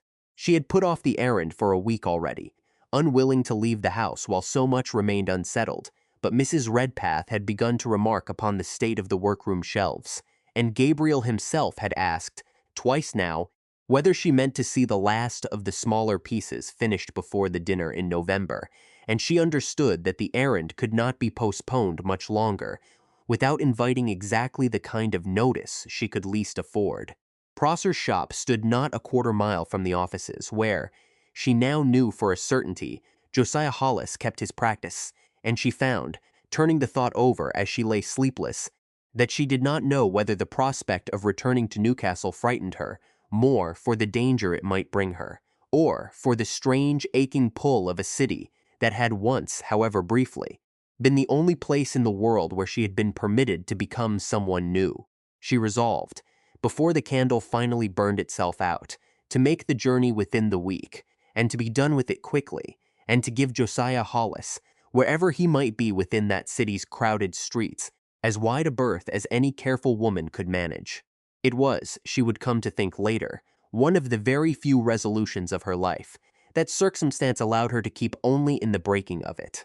Nearly a fortnight had passed since her arrival at Alderstone Hall, and the muniment room stood at last in the kind of order that would have satisfied even the late Earl's own exacting habits. The letters sorted by decade, and the cabinet's contents catalogued in a neat hand, Nell had grown almost fond of keeping, when Gabriel came to her with a small errand that seemed on its face entirely ordinary and proved, before the day was out, to be nothing of the kind. She had noticed, in the days since the letter's discovery, a change in him she could not entirely account for, a quietness that had not been there before, and a way of watching her when he believed she was occupied elsewhere with something that was not quite the easy curiosity of a man entertained by a clever tradeswoman. She told herself it meant nothing beyond the natural unsettlement any household felt when an old grief was disturbed, and did not entirely believe it, and found that she had begun, against every careful instinct 3 years had trained into her, to watch for the sound of his step in the passage with something that was not quite dread. "The rouge you have been using on the smaller pieces is nearly spent," he said, setting a folded note and a small purse upon her work table. "Mrs. Redpath tells me you have named a shop on the side that supplies you, and I have business of my own in Newcastle this week, besides, papers that must go to Mr. Pemberton before the quarter closes. I had thought to send a groom, but it occurred to me you would judge the quality of the rouge a good deal better than any groom I might send in your place. And I confess I have grown accustomed enough to your judgment in such matters that I no longer trust my own." "I am flattered, my lord," Nell said, "though I hope you do not mean to make a habit of sending me on errands better suited to a groom." "Only this once," he said, and something in his tone suggested he was rather more pleased with the small joke than the joke itself warranted. "I would come myself, but Pemberton is a tedious man to sit with, and I find I would rather spend the day here than listen to him explain, at length, why the quarter's accounts have not balanced themselves without my particular attention. You will not mind the journey." "I have made worse journeys for less good reason," Nell said, which was, she thought, rather truer than he could have guessed. Nell told him she would go gladly, and told herself, gathering her cloak the following morning, that a journey to Newcastle was nothing to fear, that she had walked those same streets 100 times in the last 3 years, and had never once been troubled by anything worse than the ordinary noise and press of a busy town. And she believed this, more or less, for the whole of the journey down, seated in the corner of the carrier's cart, with her cloak drawn close against the cold in her mind, in spite of every effort to occupy it otherwise, returning again and again to the last unfinished letter of her father's she had ever read. Newcastle received her as it always did, loud and gray, and full of its own hurried business, coal smoke hanging low over the rooftops, and the river crowded with keels working the last of the autumn trade. And she made her way through streets she knew as well as her own hands to the narrow door on the side, above which Prosser had kept his workshop for the better part of 30 years. She passed on her way the offices of half a dozen solicitors, whose brass plates she had walked by 100 times without a second glance, and found herself, this time, reading each name carefully before she allowed her eyes to move on, an old habit of vigilance, she had thought, foolishly, that 3 weeks in the quiet of Alderstone Hall might have begun to soften. It had not. If anything, the crowded, familiar streets of the city sharpened it, reminding her all at once of every careful year she had spent learning to walk through a place exactly like this one without once being truly seen. Prosser himself, grown stooped and gray in the years since he had first taken her on, looked up from his bench when the bell above his door announced her, and set down his glass with the particular unhurried pleasure of a man greeting someone he had genuinely missed. The workshop smelled exactly as it always had, hot metal and beeswax and the faint bitterness of the acid he used for etching, a smell she had once associated with hunger and fear and had come, over 3 careful years, to associate instead with the nearest thing to safety she had known since leaving Redmore Chase. "Well," he said, "her ladyship of Alderstone Hall, come down among the working folk again." "I am hardly her ladyship of anything," Nell said, and told him what she had come for, and spent a pleasant enough hour in his company, choosing rouge and a new set of small gravers, and answering his careful questions about her present situation with rather more honesty than she had allowed herself with anyone at Alderstone Hall, since Prosser, whatever else he did not know of her, had at least always known that Nell Sharp was not quite the whole of who she was, and had never once thought it his business to ask further. "You are working for an earl now," he said, turning one of her new gravers over in his own weathered fingers to test its edge before he wrapped it. "I always said, your hands were too good for candlesticks and christening cups. Mind you, do not let him work you past what is owed you, girl. Earls are much like anyone else. They will take a good thing for granted if a body lets them." "He has been fair," Nell said, and found, saying it, that the words carried rather more warmth than she had meant to let slip in front of her old master, who raised one gray eyebrow at her, but said nothing further on the subject beyond a small, knowing grunt that she chose, for her own peace of mind, not to examine too closely. "You have color in your face I have not seen there before," he said instead, wrapping her gravers with the same careful economy of motion he brought to every task, a lifetime's habit that had once taught her the value of doing a small thing properly rather than a large thing carelessly. "Whatever that county is doing to you, it agrees with you better than 3 years of this shop ever managed. I will not pretend that does not please me, whatever it costs me in good company at my own bench. I have not forgotten this bench, or you," Nell said, and meant it, for whatever else Alderstone Hall had given her these past weeks, it had not yet given her anywhere she trusted so completely as this narrow, cluttered room above the side, where a stooped old man had once taken in a half-starved girl and asked her nothing at all beyond whether her hands were steady. "Mind that you do not," Prosser said, and there was beneath the gruffness something that might almost have been fondness.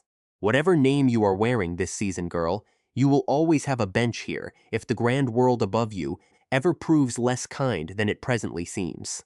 Now mind the hour, since the carrier's cart does not wait for anyone, Earl's business or otherwise."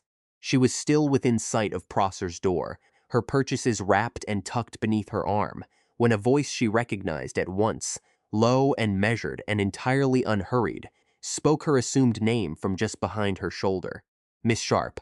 What a fortunate coincidence. She turned to find Josiah Hollis standing perhaps 3 paces away, his hat in his hand and an expression of perfectly ordinary courtesy arranged upon his face, an expression she distrusted immediately and completely, since nothing in the whole of their previous acquaintance had suggested he believed in coincidence at all. "Mr. Hollis," she said, and made herself hold his gaze, and made herself keep her voice as level as the ground beneath her feet, did not in that moment entirely feel. "I wonder whether you might spare a quarter of an hour," he said. "There is a coffee house not 2 streets from here, where a person may speak privately, and I find I have a small matter I should like to discuss with you, away from his lordship's household." "I do not think that would be proper, sir," Nell said. Hollis's mouth curved, not unkindly, though there was nothing in the curve that reassured her in the least. "I do not think propriety is precisely the difficulty here, Miss Sharp," he said. "I think you know very well what the difficulty is, and I think you would rather discuss it with me in a quiet coffee house than have me raise it, at some later and less convenient hour, before his lordship and his mother both." She went with him. She told herself, walking the short distance to the coffee house at his side, that refusing would have told him rather more than agreeing ever could, and she told herself this because it was true, and because it was easier, in that moment, than admitting how thoroughly her own carefully built composure had already begun to crack beneath the weight of a single sentence. He chose a table in the far corner, away from the window and the ordinary press of the room, and ordered for them both without asking her preference, and waited until the girl who had brought their coffee had withdrawn again before he spoke. "I have practiced law in this county for 30 years, Miss Sharp," he said, "and I have found in all that time that a man's suspicions are worth very little until he has taken the trouble to test them properly. I have taken that trouble, in your case, over these last 2 weeks, and I confess the results have interested me a very great deal." "I do not know what you imagine you have found, sir," Nell said. "I imagine," he said, quite calmly, "that a woman who speaks the rules of heraldry, as though they were nursery rhymes learned at her mother's knee, and who came to this county from Newcastle within a season of the death of the last Earl of Redmore, and whose face, now that I have had leisure to study it properly, bears a resemblance I find increasingly difficult to dismiss as mere chance, is very unlikely to be the ordinary tradeswoman she claims to be. He turned his cup very slowly upon its saucer, not looking at her while he spoke, which she understood, even through the roaring in her own ears, to be a deliberate cruelty, a lawyer's trick of letting silence do the work that a direct accusation could not. I have also found record, Miss Sharp, of a young woman of that same family who is said to have died in a carriage accident the winter following the old Earl's death, and whose body, I am reliably informed, was never in fact recovered from the wreck, only presumed lost along with her companion, who was not so fortunate. Nell said nothing. She found in that moment that she could not have spoken at all, even had there been any safe thing left in the world for her to say. "You do not deny it," Hollis observed, and there was, beneath the courtesy of his tone, something that might almost have been satisfaction. "I confess I had expected rather more resistance. It speaks well of your intelligence, if not of your nerves. That you have chosen silence over a denial you must have known would not survive a second question." "What is it you want of me, sir?" Nell asked, and heard in her own voice a thread of something she had not allowed herself to feel in 3 years, a plain and undisguised fear. "I have not yet decided," Hollis said, at last looking up at her directly, "precisely what use I mean to make of this interesting discovery. I am, whatever else you may think of me, a careful man, and careful men do not act upon a suspicion, however strong, until they have weighed every consequence of acting upon it. But I would have you understand, Miss Sharp, that his lordship is a man of considerable prospects at present, prospects that a scandal touching his household could do a great deal to unmake, and I would have you consider very carefully, before you decide what you owe to your own safety and what you owe to his, which of those two things you value more. And if I go to him myself," Nell said, "before he hears it from any other quarter." "What then?" Hollis considered this for a moment with the unhurried air of a man weighing a proposition on its merits, rather than dismissing it out of hand. "Then you will at least have the satisfaction of having chosen your own moment," he said, "rather than having it chosen for you. I make no promise beyond that, Miss Sharp. I make promises rarely, and only when I am certain I mean to keep them." He rose then and set coins upon the table, for the coffee neither of them had touched, and inclined his head to her with the same small precise courtesy he had shown her at Alderstone Hall, and left her sitting alone in the corner of a coffee-house, in a city she had thought, until that hour, to be the one place in the world where she was safe. She did not remember afterward a great deal of the journey back to Alderstone Hall. She remembered the cold and the long gray light failing over the moor, and the particular numbness of a mind that had spent itself entirely on a single question and had no strength left over for anything else. The question of whether Hollis meant to expose her himself, in his own time, and at whatever cost served him best, or whether some other design lay behind his warning that she could not yet see the shape of, and whether, in either case, her silence had already done more harm to Gabriel and to Henry both than her honesty ever could. She thought of Henry a great deal on that journey, more than she had allowed herself to think of him in a long while, since thinking of her brother too often had always seemed, in 3 years of careful discipline, a luxury she could not afford without risking the whole careful structure of her hiding coming apart at once. He would be 20 years of age now, very nearly 21, a young man she scarcely knew any longer, having last seen him a boy of 17 on the morning she had left Redmore Chase for what she had believed, at the time, to be an ordinary visit to a neighboring estate. She did not know, in any detail she could trust, how he had been raised in her absence, or by whose particular authority, or whether he had ever once been told the truth of how their father had truly died, and the not knowing sat in her chest that whole gray journey home like a stone she could neither swallow nor set down. She found Gabriel in the library that evening, alone, and understood, the moment he looked up and saw her face, that whatever composure she had managed to hold together for the length of the journey home had finally, entirely, given way. "You look as though you have seen a ghost," he said, rising at once, his earlier ease gone entirely from his voice. "I have come to tell you something, my lord," she said, and heard her own voice shake on the words, and did not try to steady it. I have come to tell you the truth, and I find I no longer have the courage to wait for a better hour to tell it in, because I do not believe a better hour is coming. He said nothing. He drew a chair for her and waited, and it was in the silence of his waiting, more than in anything he might have said, that Cassandra Fenwick found, for the first time in 3 years, the courage to speak her own name aloud. "My name is not Nell Sharp," she said. "It has never been Nell Sharp. My name is Cassandra Fenwick. My father was the 6th Earl of Redmore, and I have been dead, by every record this county keeps, for very nearly 3 years." She told him all of it then, in the plain, unadorned order she had rehearsed 1,000 times in the privacy of her own mind, and had never once believed she would speak aloud to a living soul. Her father's death, and the debts that appeared where no debts had been before, and the signatures she had found, examining her father's own papers, that did not sit quite right upon the page to a daughter's trained and grieving eye, and the carriage, and the road, and the long cold hours in the trees above the wreck before help came, and found no one left alive to help but her, and the decision, made in the space of a single desperate night, to let the county believe what the county already believed, and disappear into a life small enough that no one troubled to look at it closely. "I had a companion in the carriage," she said, "a woman my father had engaged to look after me after my mother died, and she did not survive the road as I did. I have carried that with me every day since, along with everything else, the knowledge that I lived because I was thrown clear, and she was not, and that I let the whole county believe I had died beside her, rather than risk whoever had arranged that road learning I had not." "You believe it was arranged," Gabriel said, "not misfortune." "I know it was arranged," she said. "I did not know it that night.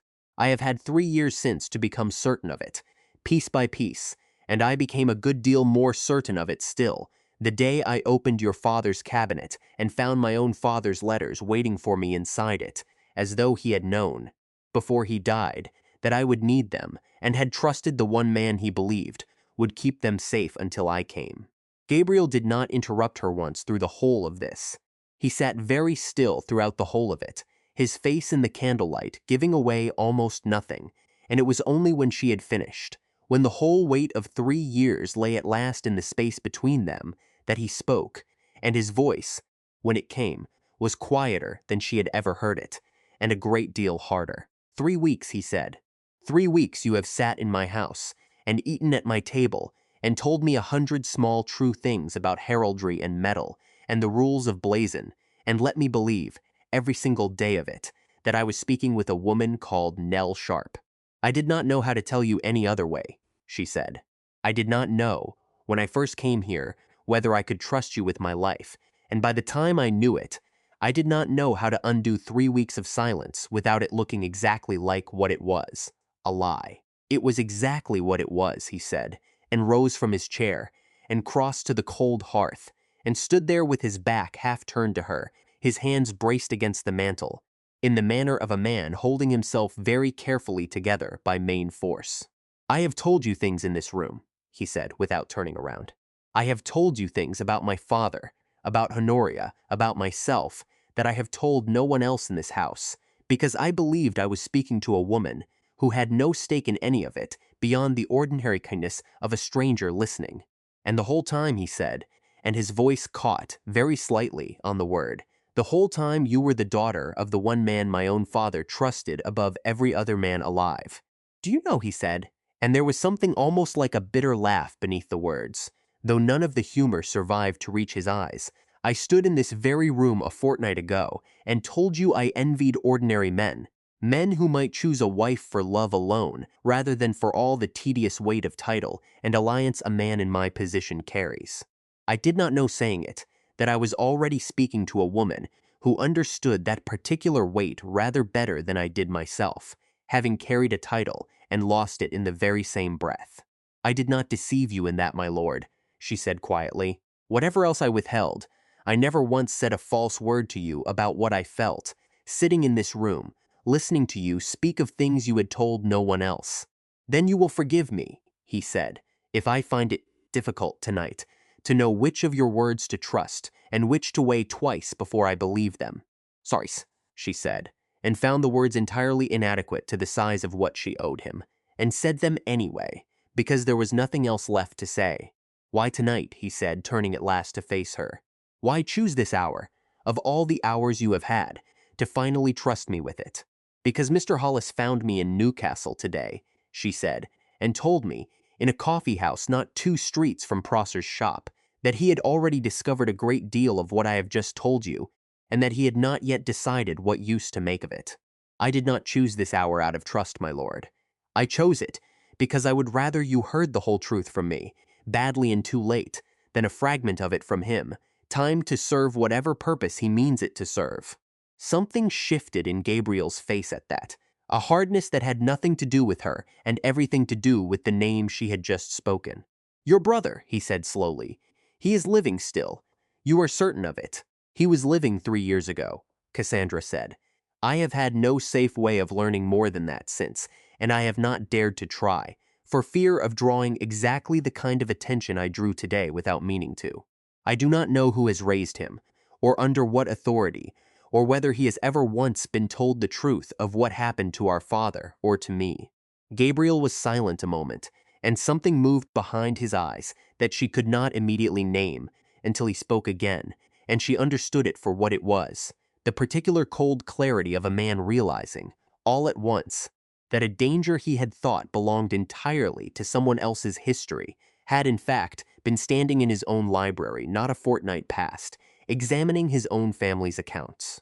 "Hollis manages a portion of this estate's own business," he said quietly. "Has done for years on my father's recommendation, and mine after him." He turned the full weight of his attention on her, then sharper than she had yet seen it. "If he has been circling your family's affairs as closely as today would suggest, Miss Fenwick, I find myself asking a question I do not much like the shape of. Whether it is entirely a coincidence that a man so closely acquainted with the management of estates finds himself, quite separately, so very interested in the fate of another family's guardianship." "I do not know," Cassandra said, and heard in her own voice the same fear Hollis's words in the coffee house had first put there. "I have wondered the same thing myself on the road home, and I have found no comfort at all in wondering it." He said nothing further on the subject of Hollis. In that moment, only stood a long while at the cold hearth with his back to her, and the candle between them burned lower and lower still, and Cassandra sat where he had left her, waiting for whatever judgment he chose to pass, and understood in the growing silence that whatever else the truth had cost her in the telling, it had cost her, in this single unbearable hour, the one thing in 3 years she had not known she still had left to lose.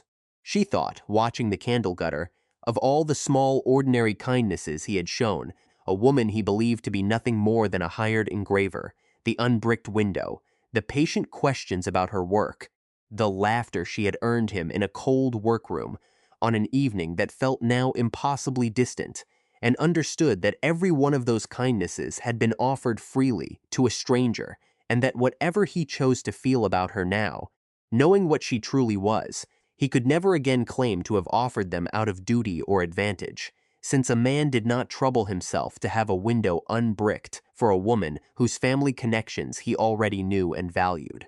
It was, she thought, the smallest and strangest of comforts to hold on to, in a room grown so cold with his silence, but she held it anyway, because it was the only thing left to hold.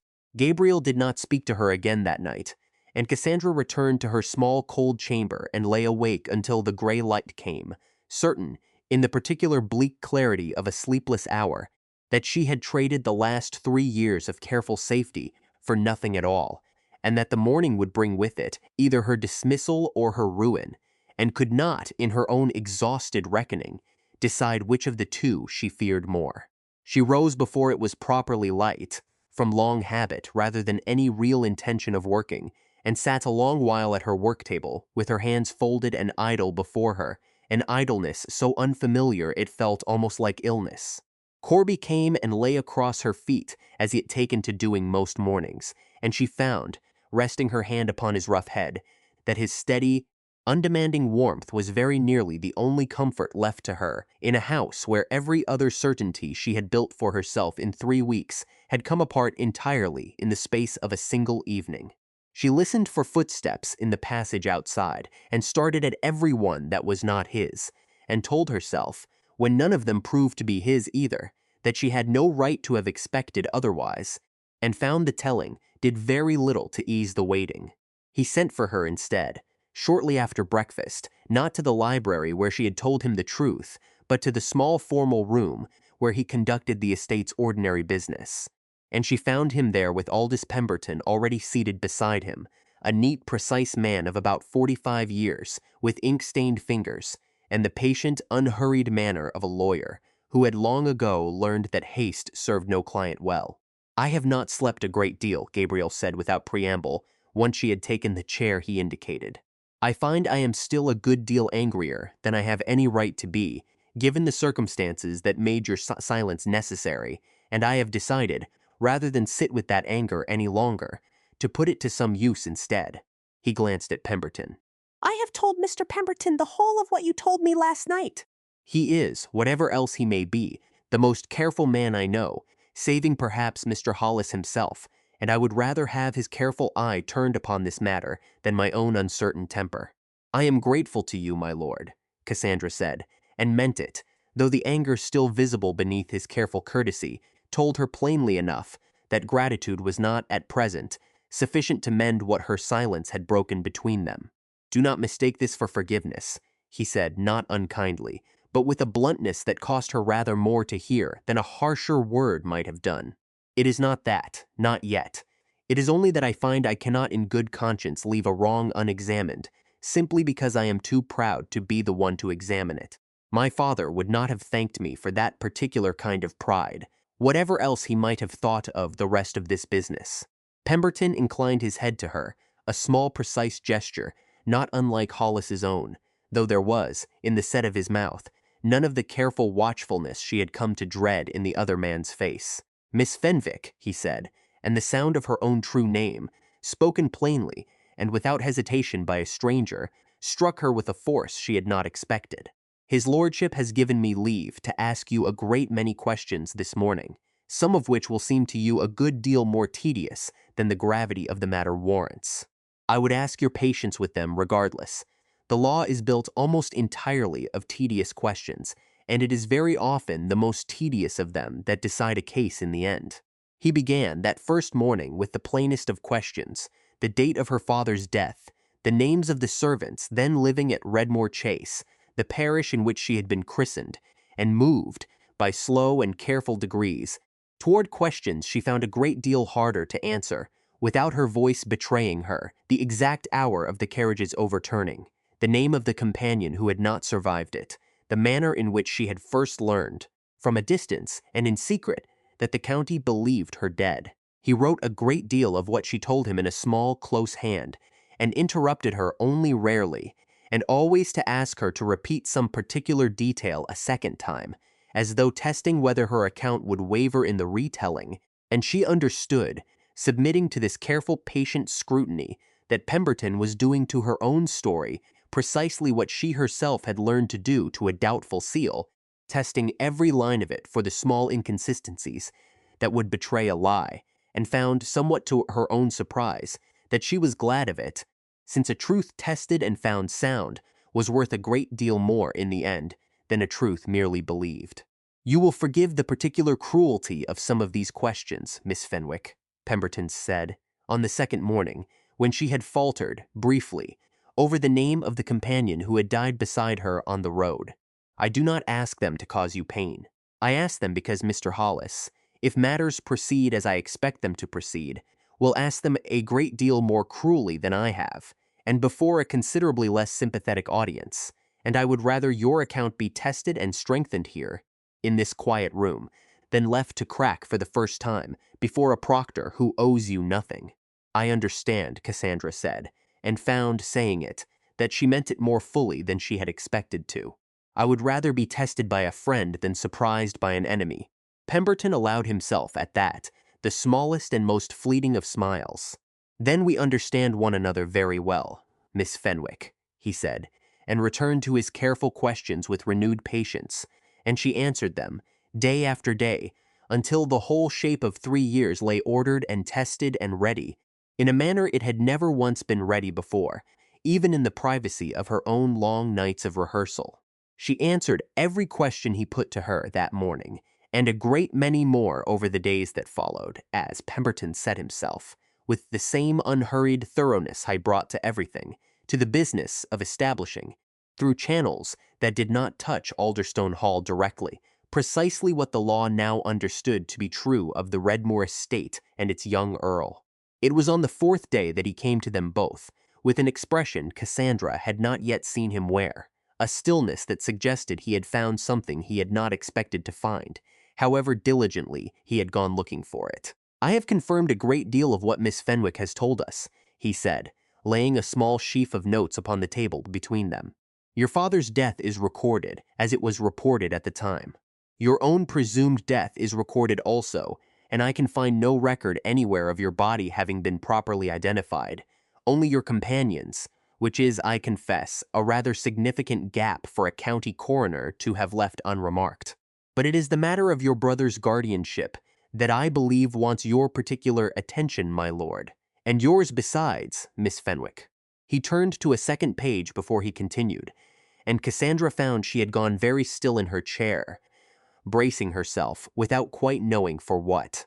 "The guardianship of the 7th Earl of Redmore," Pemberton said, "was established by a codicil to his father's will, executed some months before the 6th Earl's death, appointing a sole trustee and guardian to act for the young Earl until he reaches the age of 21. That guardian, and I have confirmed this through the proper offices in Newcastle, at no small trouble to myself, is Mr. Josiah Hollis." The room was very quiet for a long moment. Cassandra heard, distantly, the ordinary sounds of the house going on about its business beyond the closed door, a servant's footsteps somewhere on the stair, a door closing in a distant passage, and none of it seemed, in that moment, to belong to the same world as the sentence Pemberton had just spoken. "That is not possible," she said, when she found her voice again. "My father would never have entrusted Henry to that man. He trusted Mr. Hollis with certain business, as any gentleman trusts a competent lawyer, but he did not love him, and he did not confide in him, and I cannot believe he would have chosen him, of all men living, to raise his only son." "I do not say your father chose him gladly, Miss Fenwick," Pemberton said, "only that the codicils bears your father's signature, properly witnessed according to the law as it then stood, and was admitted to probate without challenge in the ordinary course of things, since no one at the time had any cause to look at it twice." "Then the signature is false," Cassandra said, with a certainty that surprised even herself. "I have seen my father's true hand 1,000 times, on 1,000 ordinary letters, and I would know it from a forgery if I were permitted to examine it properly, whatever a probate clerk in a hurry failed to notice 3 years ago." Pemberton regarded her with the same careful, assessing attention he had given her account of the carriage. "That is a claim I mean to test very thoroughly before I place any weight upon it, Miss Fenwick," he said, not unkindly. "But I confess I have rarely met a witness so confident of her own eye, and confidence of that particular kind is not, in my long experience, easily manufactured." "He has managed my own family's accounts for years," Gabriel said slowly, "and there is nothing in that fact I have ever once thought to question. And I find myself wondering now how many other families' business he has managed in that same span of years, and how many other opportunities it has given him." "There is one further matter," Pemberton said, and his voice, careful as it was, carried a note of genuine urgency Cassandra had not yet heard from him. "Your brother comes of age within a matter of weeks, Miss Fenwick.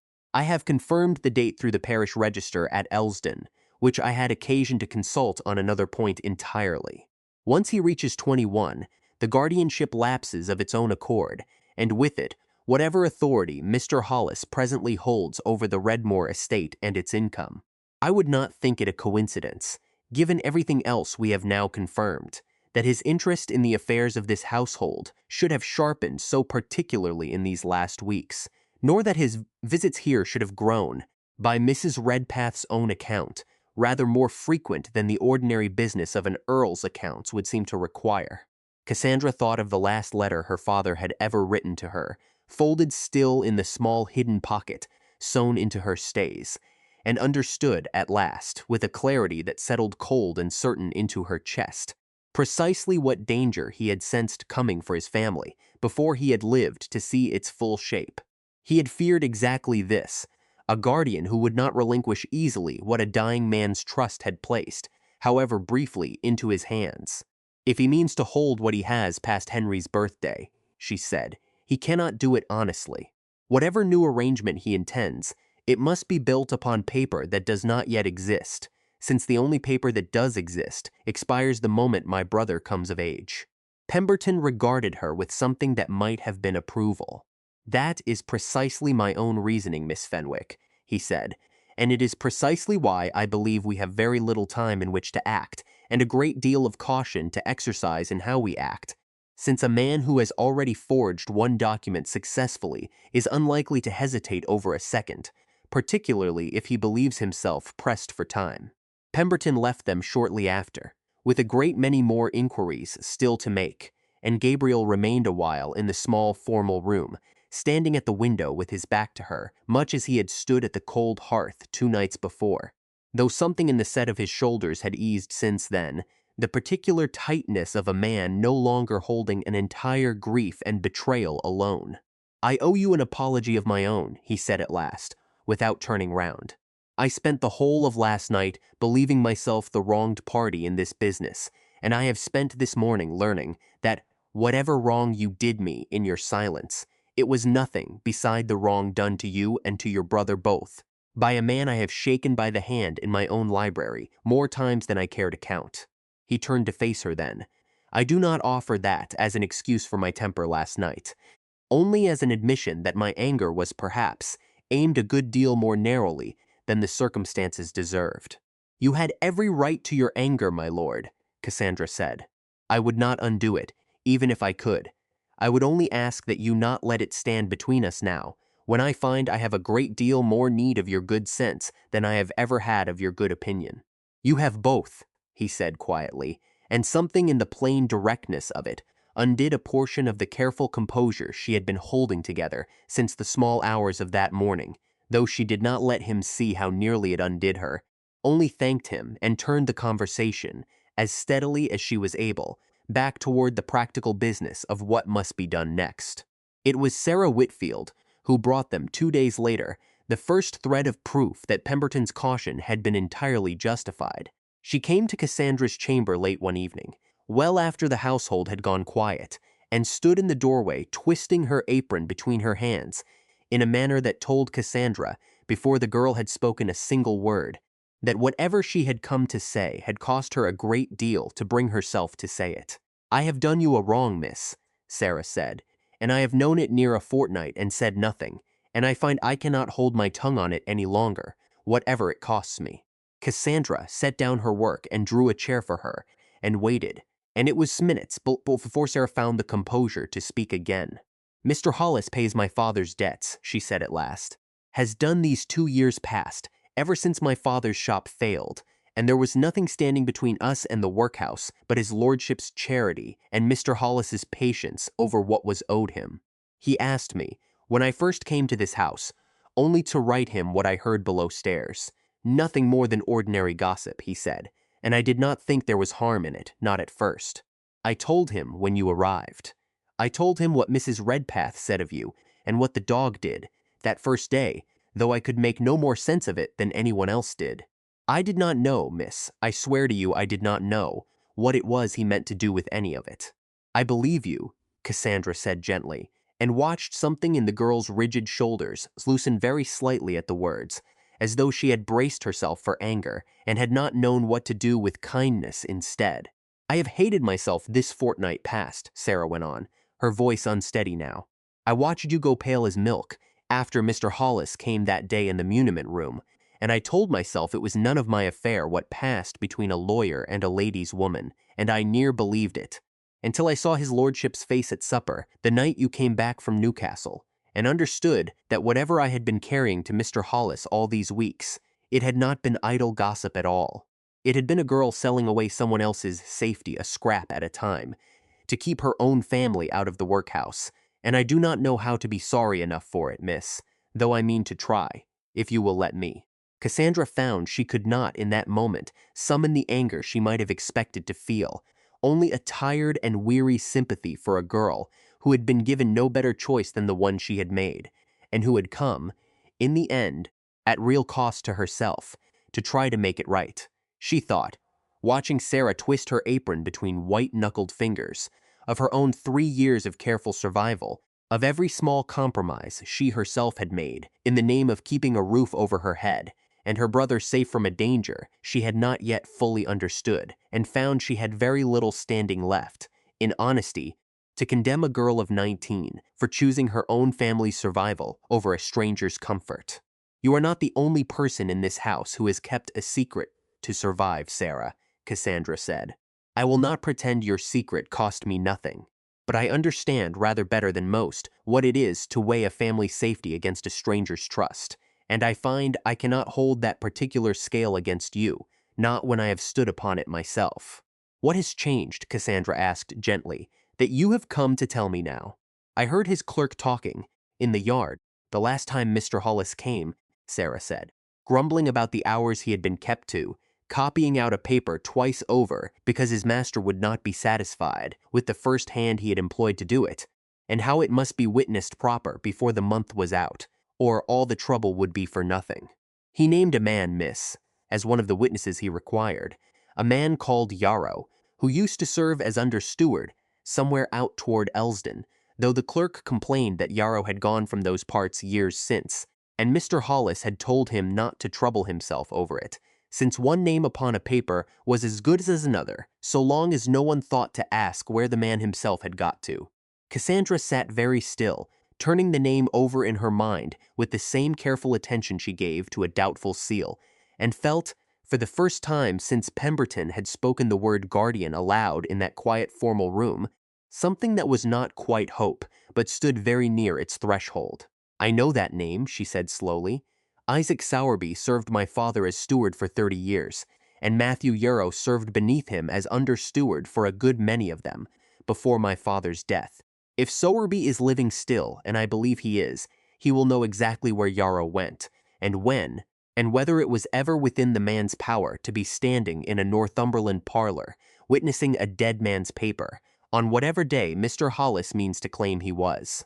She thanked Sarah for her honesty, and told her, as gently as she was able, that whatever wrong she had done could yet be set right by the courage it had taken to confess it, and Sarah left her at last with something of the weight visibly gone from her shoulders, though Cassandra herself sat long into the night afterward, turning the single fragile thread Sarah had given her over and over in her mind, and wondering whether it would prove strong enough to bear the whole weight of what now hung upon it.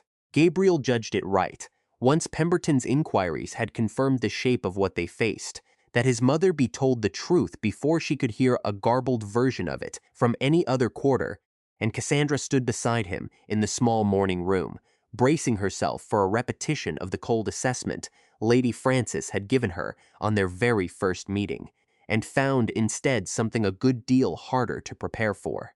I knew there was something in your speech that did not sit where I expected it to sit, Lady Frances said, when Gabriel had finished, and there was no triumph in the observation, only a kind of weary satisfaction at having been proved right about a thing she would rather, on the whole, have been wrong about. I do not enjoy being deceived in my own house, Miss Fenwick, whatever the reason behind it, and I will not pretend to you that I do. But I knew your father. In the ordinary way one knows the neighboring families in one's own county, and I remember him as a just man and a careful one, and I find I am a good deal more troubled by what Mr. Hollis appears to have done to his memory than by what you have done to my own patience these last 3 weeks. She rose then and crossed to where Cassandra stood, and studied her face for a long moment with the same thorough, assessing attention she had given her on that first morning, though there was, this time, nothing in it that made Cassandra feel measured and found wanting. You have your father's eyes, Lady Frances said at last. I did not see it before, because I was not looking for it. I am looking for it now. I remember him at a dinner in this very house, 30 years ago now, arguing some point of Northumbrian law with my own late husband until the candles had burned down to nothing, and the rest of the company had long since gone to bed, And I remember thinking, watching the two of them, that here were two men who would never once betray a friend's confidence for any advantage the world could offer them. She paused, and something moved behind her eyes that was not quite grief and not quite anger, but shared a border with both. I find I am glad, in a strange and complicated way, to have been wrong about you these 3 weeks, Miss Fenwick, since being wrong in this particular fashion means your father's faith in mine was not, in the end, so badly misplaced as Mr. Hollis would have this whole county believe. She turned to her son. You will do whatever is necessary to see this set right, Gabriel, whatever it costs us with Thornley, or with anyone else whose good opinion we have been so carefully cultivating this autumn. I did not raise you to weigh a man's guilt against a dinner party.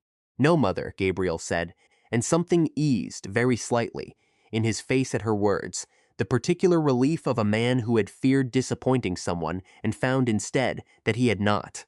It was in this fashion, over the days that followed, that the small circle of those who knew the truth widened by careful degrees. Mrs. Redpath told in confidence and proving, once the shock had passed, a fierce and unexpected ally. Sarah Whitfield's confession weighed, and in time forgiven, and Pemberton's careful inquiries pressing forward day by day toward whatever proof might yet be found, while Cassandra herself lived through those weeks in a state of suspended dread, waiting for the blow she felt certain must fall before their own preparations were complete. She had barely a week left, by Pemberton's own reckoning, before whatever new paper Hollis was preparing would be finished, witnessed, and beyond any easy challenge, and she had begun, in that final week, to allow herself the smallest and most dangerous kind of hope that they might yet gather proof enough to meet him on their own ground, in their own time, before he ever thought to move against them directly. It was into the middle of that same anxious week that Hollis himself arrived at Alderstone Hall, unannounced, on a gray morning heavy with the smell of coming frost, his carriage drawn up before the front steps rather than the side entrance a man of business ordinarily used, and asked, in a voice pitched to carry rather further than the ordinary business of an estate's accounts required, to be received at once by the whole family together, since he had, he said, a matter of some gravity to lay before them, concerning a person presently residing beneath their roof, under a name that was not her own. Cassandra, watching from an upstairs window as his carriage came up the drive, understood at once, with a certainty that settled cold and final into her chest, that whatever careful advantage they had believed themselves to be building these last 2 weeks had just been taken from them entirely, and that Josiah Hollis, whatever else he was, had never once in the whole of this business allowed himself to be caught unprepared. She stood a moment longer at the glass, watching the small, precise figure below dismount and mount the front steps without once glancing up, and found, to her own considerable surprise, that the fear she had expected to feel had given way, somewhere in the space of that single-held breath, to something steadier and rather more dangerous, the particular calm of a woman who had spent 3 years running from exactly this moment and had discovered, now that it had finally arrived, that she no longer had any further distance left to run. Whatever Hollis meant to say in the room below, she meant to be standing in it when he said it, and she meant, whatever it cost her, to be the one who spoke last. They gathered in the long drawing room within the hour, at Hollis's own insistence, and Cassandra, taking her place at Gabriel's side rather than in the servants' quarter of the room where 3 weeks of careful habit still pulled at her, felt the whole household's attention settle upon her at once, curious and uncertain, and in 1 or 2 faces below stairs, who had gathered near the door on some invented errand, openly afraid on her behalf. She had dressed that morning, before any word of Hollis's arrival had reached her, in the same plain gray wool she had worn every day of her employment, and found, standing now before the assembled company in it, that she was glad of the plainness rather than ashamed of it.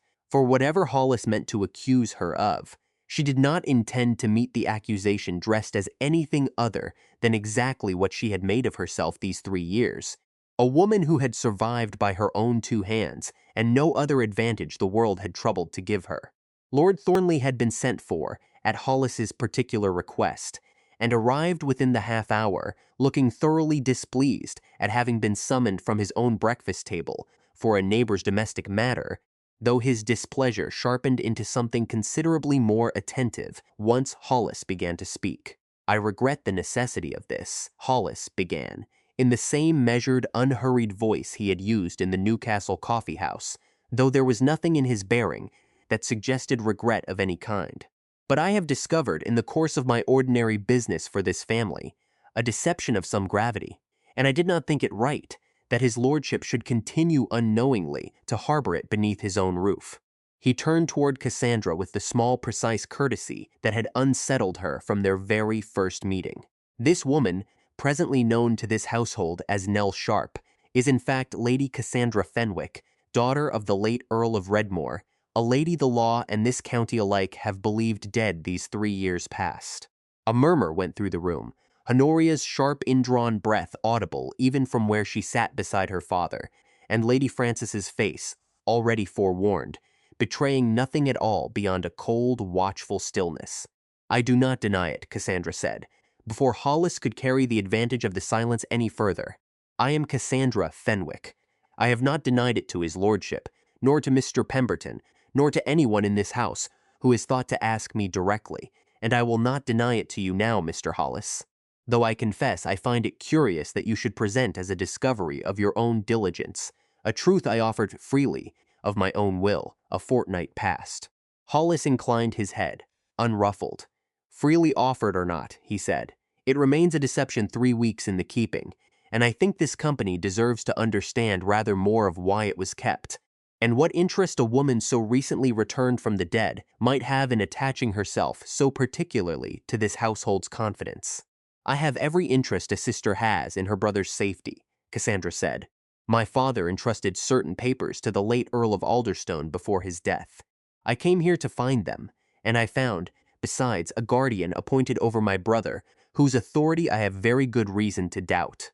"You doubt a codicil properly executed and properly admitted to probate," Hollis said, and there was, for the first time, a genuine edge beneath the smooth courtesy of his voice. "On what grounds, precisely, does a woman who has spent 3 years disguised as a common tradeswoman propose to doubt the judgment of a probate court?"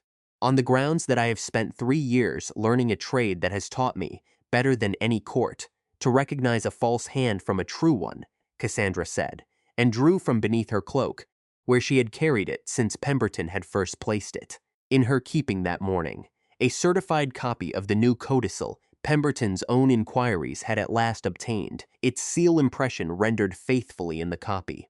"I have compared this seal against 30 years of my father's private correspondence this household has kept safe since before I was born, and I can tell you, Mr. Hollis, with a certainty no probate clerk troubled himself to test 3 years ago, that this seal was not cut by the same hand, nor from the same die, as the seal my father used upon every letter he ever sent to his oldest friend.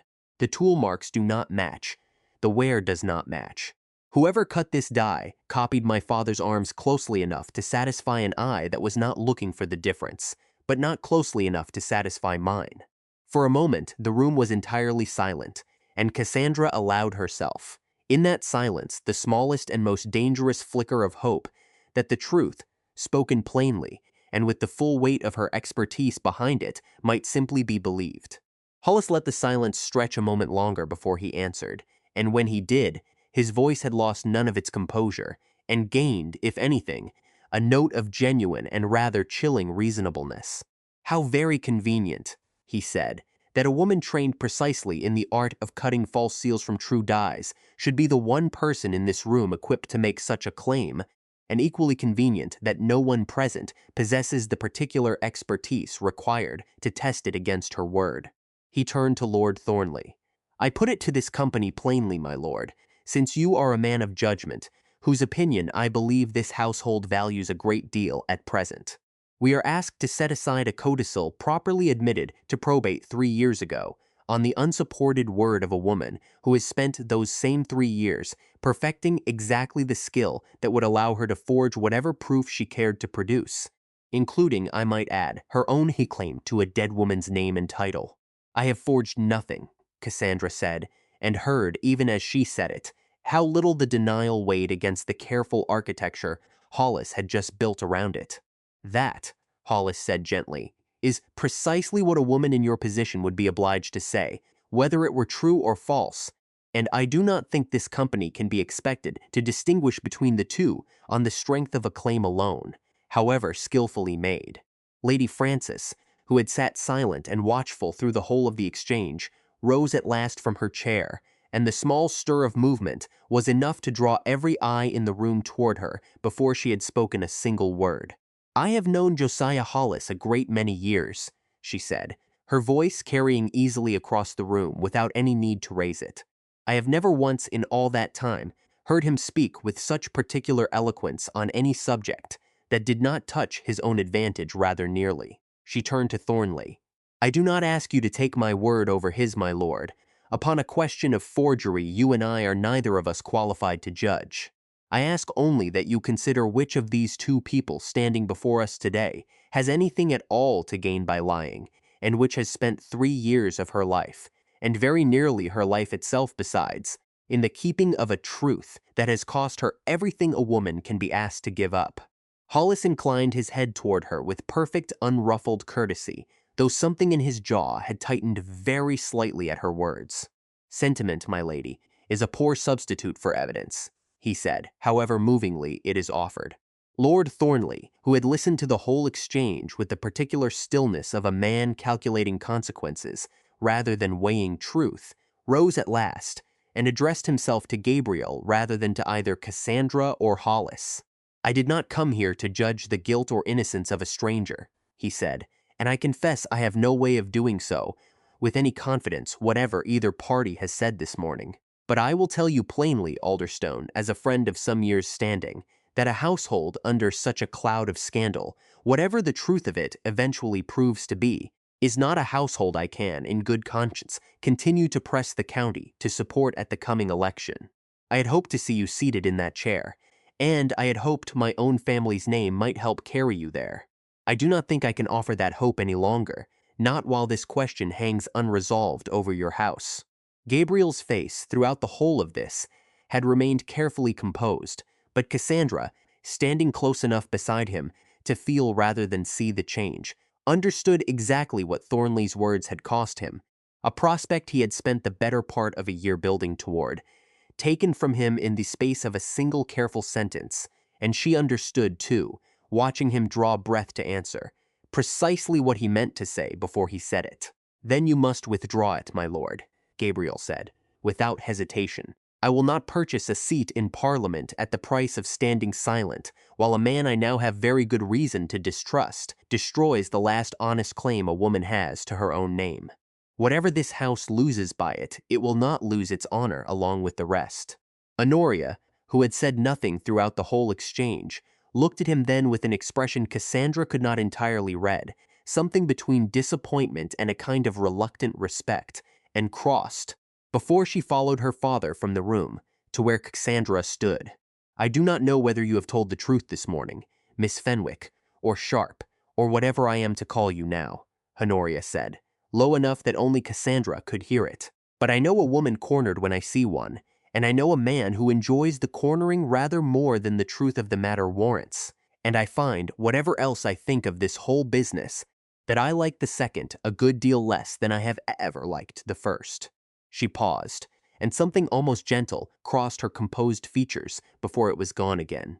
"I hope for your sake that you can prove what you have said today. I should not like to think Gabriel Rothwell had thrown away a seat in Parliament for a lie." She said nothing further, only rose with her father. When he took his leave, the whole visit concluded in considerably less warmth than it had begun, and Cassandra found herself, watching the carriage draw away down the long drive, unexpectedly moved by a woman she had been prepared, until that single unguarded moment, to think of only as a rival. Cassandra understood, once the room had emptied of everyone but the household itself, that Hollis had won a great deal more from this morning's confrontation than she had. Whatever truth she had been spoken in a room without any proper authority to weigh it, and Hollis, careful as ever, had turned her own expertise into a weapon against her with an ease that left her badly shaken, and had cost Gabriel, in the space of a single morning, a prospect he had spent a year building toward. "I cannot stay and let this continue," she said to Gabriel, once they were alone. Every day I remain in this house, under this roof, is another day Mr. Hollis can point to as proof of exactly the scheme he has just accused me of. I must find proof he cannot turn against me, proof that does not depend upon anyone believing my word over his, and I do not think I can find it sitting in your library, waiting for him to strike again. Where will you go? Gabriel asked, and there was, beneath the careful control of his voice, something that sounded very much like fear. To Elsdon, she said, to find a man who knew my father's household better than anyone living, and who I believe can tell us where Matthew Yarrow truly was, on whatever day Mr. Hollis means to swear he was standing in a Northumberland parlor. She left within the day, before Hollis could think to place any obstacle in her path, and traveled the long cold miles to Elsdon with Sarah's fragile clue folded carefully alongside her father's last letter in the hidden pocket of her stays, watching the moor unroll gray and empty beyond the carriage window, and thinking, more than once, of the last time she had traveled this same road, 3 years before, in a very different carriage, toward a very different fate. She found Isaac Sowerby at 68 years of age, and long retired from the business of managing other men's estates, living quietly in a small stone cottage at the edge of the village, and understood, from the moment his door opened and his eyes found her face, that he had known her at once, 3 years of absence, and a stranger's plain gray cloak notwithstanding. Lady Cassandra, he said, and his voice broke very slightly on her name, as though he had said it 1,000 times in his own private grief, and had never once expected to say it again to her living face. I thought you gone with your father. God rest them both. I thought I had buried the last of that whole good family. I am not gone, Mr. Sowerby, she said, and found her own composure failing her for the first time in 3 years, standing in the doorway of an old man's cottage being looked at last, by someone who had known and loved her before any of it happened. I have come to ask your help, because I do not think I can save what is left of that family without it. He drew her inside at once, out of the cold, and stood a long moment, simply looking at her across his small kitchen table, as though he could not quite trust the evidence of his own eyes, before he found his voice again and set about making tea with hands that shook very slightly, the small, ordinary ritual of hospitality, plainly a comfort to him in a moment too large for words alone to hold. She told him everything. Over tea he pressed upon her with hands that shook very slightly, and watched his face darken, by degrees, from grief into something considerably harder as she named Hollis, and the codicil, and the witness he had chosen to name upon it. Matthew Yarrow, Sowerby said, when she had finished, and shook his head slowly. Mr. Hollis dismissed him within the month of taking charge of Redmore Chase, and gave him no character to speak of when he went, which was a hard thing to do to a man who had served the estate faithfully near 15 years. Yarrow went west after that, into Cumberland, to his wife's people near Cockermouth, since there was no work to be had for him in these parts, once Mr. Hollis had finished with his reputation. I had a letter from him myself, not 8 months past, telling me his daughter had been christened at the parish church, there in the spring. He set down his cup with sudden, deliberate care.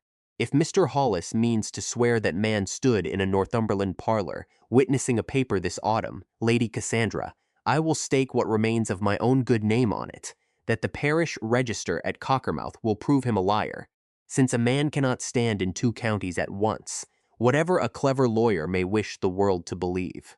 It took them the better part of a week, working through Pemberton in Newcastle and a correspondent clergyman in Cumberland whom Sowerby had known these 30 years, to obtain a properly certified extract from the Cockermouth parish register. But when it came at last, it came with a certainty that no amount of Hollis's careful reasoning could talk its way around. A record, plainly kept and properly attested, of the christening of Matthew Yarrow's infant daughter, in the parish church at Cockermouth in Cumberland, upon the very same day the new codicil claimed he had stood in Northumberland, witnessing a dying man's will. Gabriel had not been idle in the days of her absence. He had gone alongside Pemberton to lay the whole matter before the proper ecclesiastical authority, and had arranged, through channels Pemberton alone understood the full complexity of, for a commissioner of the prerogative court of Canterbury to travel from London to take formal evidence in the matter, a hearing to be held, at Pemberton's own careful suggestion, in Newcastle itself, in the very city where Josiah Hollis had built the whole of his reputation. The hearing was convened a fortnight later, in a plain paneled room above the Guildhall that Pemberton had secured for the purpose, before a proctor sent from London, whose careful, unhurried manner reminded Cassandra uncomfortably of Hollis's own, though she came, by the end of that long morning, to understand the difference between a man who used care to conceal and a man who used it to uncover.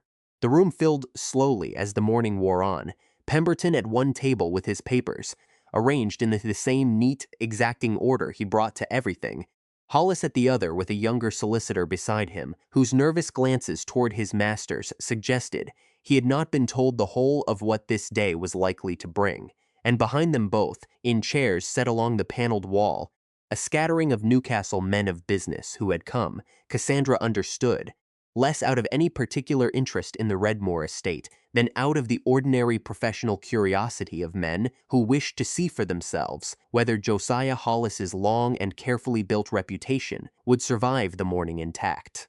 She gave her evidence first, laying before the proctor the certified copy of the new codicil alongside a bundle of her father's genuine letters, each bearing its own true impression of the Redmore seal, and walked him, with the same patient exactness she had once used to teach herself the rule of tincture upon tincture at her governess's knee, through every point at which the two dies diverged, the slightly altered curve of the curlew's wing, the subtly different depth of cut along the sprig of heather beneath it, the small telltale unevenness of a hand copying, rather than an original cutting, freely from long familiarity with the design. A seal cut by an engraver, working from an old impression, rather than from the true die itself, will always betray certain small hesitations to a trained eye, she told the proctor, hesitations no ordinary observer would ever think to look for, since they do not concern the design itself, only the manner in which the hand that held the graver understood it. I have spent 3 years learning to see precisely those hesitations, sir, in workshops where a mistaken judgment cost a master his reputation and an apprentice her place. I do not offer you my opinion lightly, nor without the means to demonstrate it under whatever further scrutiny this court requires. Isaac Sowerby gave his own account after her, plain and unadorned, and delivered with the quiet authority of 30 years' honest service, and the certified extract from the Cockermouth Register was entered after that, and it was this last piece, more than any argument about tool marks or tincture, that Cassandra watched settle finally and irrevocably across the proctor's careful face, the plain, unanswerable fact that a man recorded as witnessing a will in Northumberland on a given day could not, by any accounting of time or distance, have also stood as a father at a christening font in Cumberland upon that same day, and that the whole careful structure Hollis had built now rested upon a foundation the parish records of 2 counties, kept independently of each other and of any interest in the outcome, proved could not possibly be true. The younger solicitor's face had gone very pale by the time the register was entered into evidence, and Cassandra saw him lean toward his master and murmur something urgent that Hollis waved away with a small impatient gesture, still confident, or still determined to appear so, that his own composure alone might yet carry the day where the evidence itself no longer could.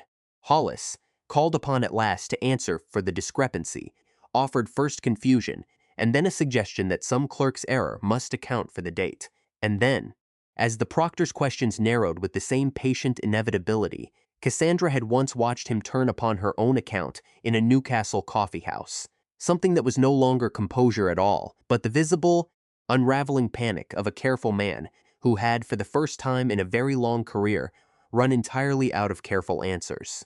He was taken into custody before the day was out, on a charge of forgery under the Act of Parliament passed 2 years before, which spared him, as it would not have spared a man tried for the very same offense a decade earlier, the hangman's rope his crime would once have carried, and left him instead the considerably longer and no less final sentence of transportation, a mercy the law itself had only recently learned to extend to men who forged the wills of the dead. Though Cassandra, standing in that plain paneled room and watching him led away at last, found she could summon very little feeling about the particular shape of his punishment, only a vast, quiet relief that it was over, and that Henry, whatever else the years had done to him, would come into his own inheritance at last, as their father had truly intended. Henry himself came to Alderstone Hall within the fortnight, summoned by Pemberton's careful letters, and arriving on a cold, bright morning, as a young man of 20 years grown taller and graver than the boy of 17 Cassandra had left behind at Redmore Chase, and the reunion between them, in the same drawing room where Hollis had once stood to accuse her, undid every careful discipline 3 years of hiding had ever taught her, until brother and sister stood holding each other in a silence too full for either of them to trust with words for a long while. "You let me believe you dead," Henry said at last, when he had found his voice again, though there was no anger in it, only a kind of wondering grief for the years the lie had cost them both. "I let the whole world believe it," she said, "because I did not know, until very recently, that there was anyone left who might have helped me carry the truth instead. I am sorry for every day of it, Henry. I would give a great deal to have those years back for both our sakes." He held her a moment longer and told her, in the halting way of a young man unaccustomed to speaking of such things, that Hollis had kept him at a cold and distant arm's length these 3 years, tutors and schooling arranged with careful, correct efficiency and nothing of warmth in any of it, and that he had known, without quite being able to name what he knew, that something in his own guardianship did not sit right, though he had lacked, until now, any proof or any ally with which to challenge it. He asked her nothing of Corby at first, having been told, in Pemberton's careful letter, only the barest facts of what had befallen their father and herself, and so it was Cassandra who told him, gently, of the great gray hound at Alderstone Hall, who had known her the very first afternoon of her arrival, before she had known it herself, and Henry laughed then, for the first time since he had come through the door, a young man's laugh breaking suddenly through the gravity he had worn since his arrival, and said that of all the family's old creatures, he had always thought Corby the one least likely to forget anything, having watched him, as a puppy, track a stolen chicken bone across half of Redmore Chase without once losing the scent. "He was your puppy before he was ever Alderstone's," Henry said. "Father gave him to old Lord Alderstone the same spring he wrote, whatever letter it was you found. Do you remember? I thought it a strange gift at the time, one of the litter given away to a friend, rather than kept for the kennels here. I understand it rather better now. The estate's proper order was restored within the month, Pemberton's careful stewardship of the whole business, ensuring that every account, every deed, every particular of Redmore's affairs passed cleanly back into the hands of a guardianship no one could any longer question, and Henry, though he would not come fully into his majority for some weeks yet, took up residence at Redmore Chase once more, under Sowerby's steady, delighted supervision, the old steward declaring himself, more than once, the happiest man in Redesdale, to see the right family return to the right house at last. Gabriel did not seek to have Lord Thornley's support restored, though Thornley, once the whole truth of the matter had become known through the county, called upon Alderstone Hall himself to offer what amounted, in his own careful and rather stiff manner, to an apology, and hinted that the door to the county's confidence might yet stand open to him at some future election, once the present unpleasantness had properly faded from memory. Gabriel thanked him with perfect courtesy, and told him, with no bitterness at all in the telling, that he had made his peace with the loss some weeks before, and had found, in the making of it, that a seat in Parliament weighed a good deal less in his own reckoning than it once had. "I find I would rather be a man my father could have respected than a man the county merely elected," he told Cassandra some while later, in the same library where he had once stood at a cold hearth, with his back to her, unable to look at her at all. "I did not fully understand, until I stood to lose it, how little the one thing mattered beside the other. Lady Honoria Thornley married, the following spring, a baronet's son from the southern part of the county, a match her father pronounced entirely satisfactory, and if she ever thought of Gabriel Rothwell in the years that followed, she gave no sign of it that reached as far as Alderstone Hall, beyond a single brief note of good wishes sent when the news of his own engagement became known. Gabriel and Cassandra were married the following June in the small parish church nearest Alderstone Hall, with Henry standing beside his sister and Isaac Sowerby seated, at Cassandra's particular insistence, in a place of honor near the front, and Mrs. Redpath weeping openly throughout the whole ceremony, despite her own firm and often repeated conviction that she was not a woman given to sentiment.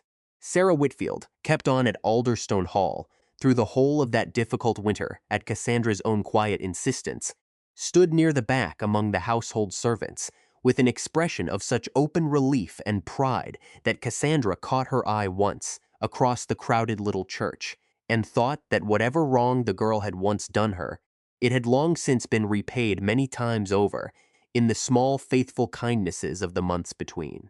The marriage settlement, drawn up under Pemberton's careful hand, placed the whole of the restored Redmore inheritance into a trust for Cassandra's own separate use, secured to her alone under the law of equity and beyond her husband's reach or any future husband's besides, a provision Gabriel had insisted upon himself, over Cassandra's own gentle protest that she trusted him entirely and required no such protection. "I do not doubt your trust," he told her, the evening before the wedding, "nor do I offer you this out of doubt of my own affection. I offer it because I have watched what it costs a woman to have every certainty of her life depend upon the good character of one man, however worthy that man may prove to be, and I will not ask you to depend upon mine in that particular fashion, whatever else you may ask of me for the rest of our lives together.